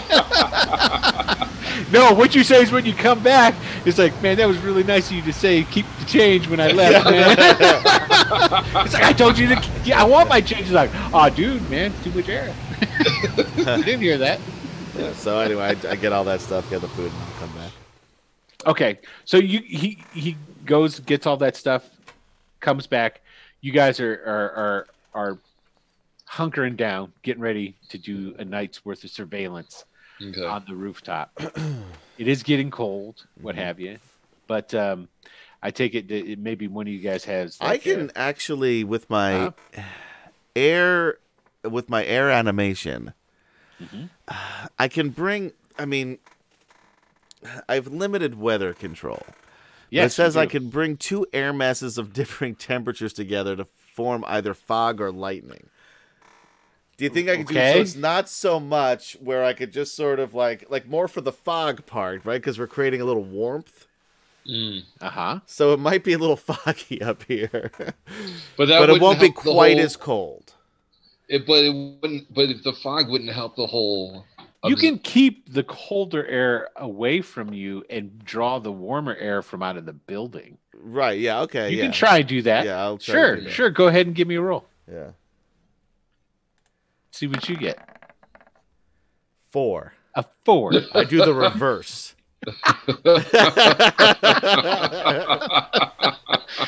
Oh, you guys you're smoking. You're hot.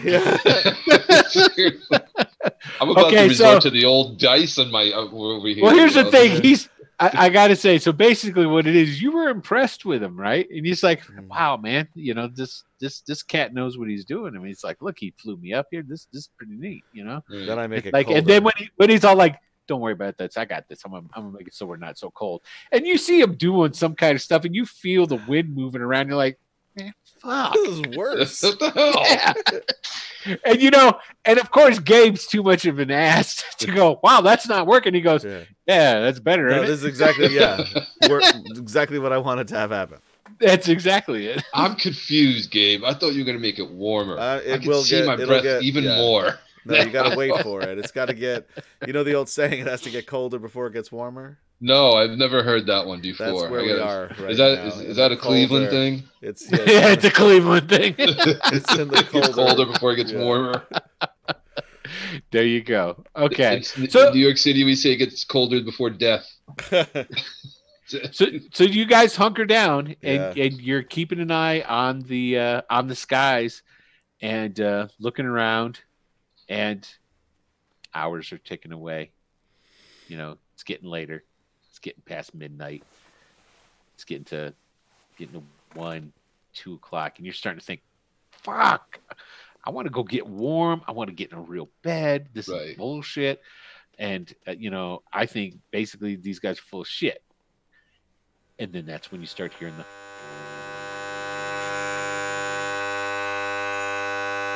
that's where we're going to end the episode. All right.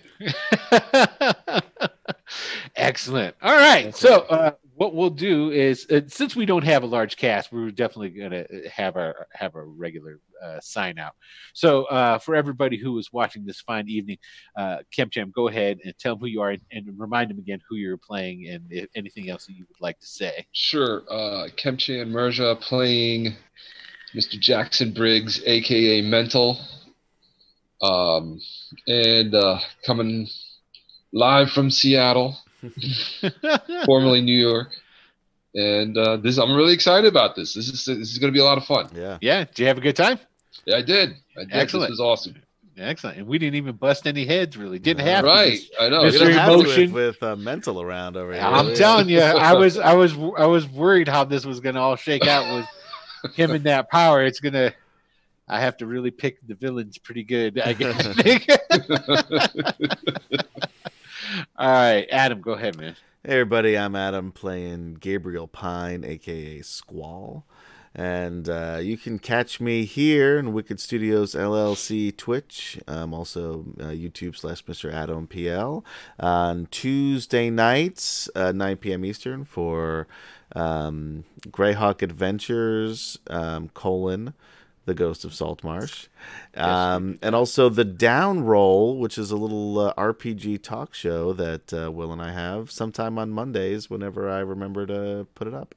I think maybe we should do the down roll we were thinking about doing about the superhero games. Oh yeah, well now we can because now we've got the show. Talk about For all you know, we've already done that episode. You don't even know. Over. Yeah. Because here we play with time and space. That's true. That's so true. So true. You don't know where we are. Are we in the past? Are we in the future? Are we in the present? When will then be now? We exactly. Are all in one. Soon. Just got to move to the coast up on the great, beautiful Cleveland Lake coast. Erie. Lake Erie. Beautiful coast of Cleveland. All right, hey, everybody. I'm Will DM. I was the judge for this. I gotta say, when we were kicking around the idea of doing this, I enjoy role playing. I enjoy I run multiple games. I run the every Tuesdays. I run the Greyhawk Presents on Wednesdays. I do at 9 p.m. Eastern time. Same channel, Wicked Studios LLC on Twitch. I do the Savage Lands. I'm helping to produce the vampire game that we have on Saturdays at 2 p.m. But I got really excited when I started thinking about doing the superhero stuff, and I got really excited when I started thinking about the old Marvel superheroes because, like I said, I played the shit out of this when I was in middle school, and it's just getting back into it and getting back into remembering the 80s and everything that because I played it as it came out, as it was, and I was living it and playing it, and so to revisit all that again is really, really cool for me. So I'm enjoying this immensely, and hopefully you guys are too, and we'll as the stories unfold and all that different stuff. I'm sure you will. Yeah. I mean, Adam and Kemcham are here, so it's got to be entertaining. Yeah, you're here for us, right? Nothing else is entertaining. Yeah, exactly. So I want to say thank you for everybody who's tuned in and watched this first episode, and we look forward to you coming back and watching even more. I think that's it. I think the other thing we didn't really get into, but I'll state because. For future episodes, the bit tracker on this is going to go towards. I was thinking about how to do it because I couldn't just kick out karma to people and stuff. We're also not doing this live. We're not doing this live either. Yeah. That is true. Well, we're recording it live.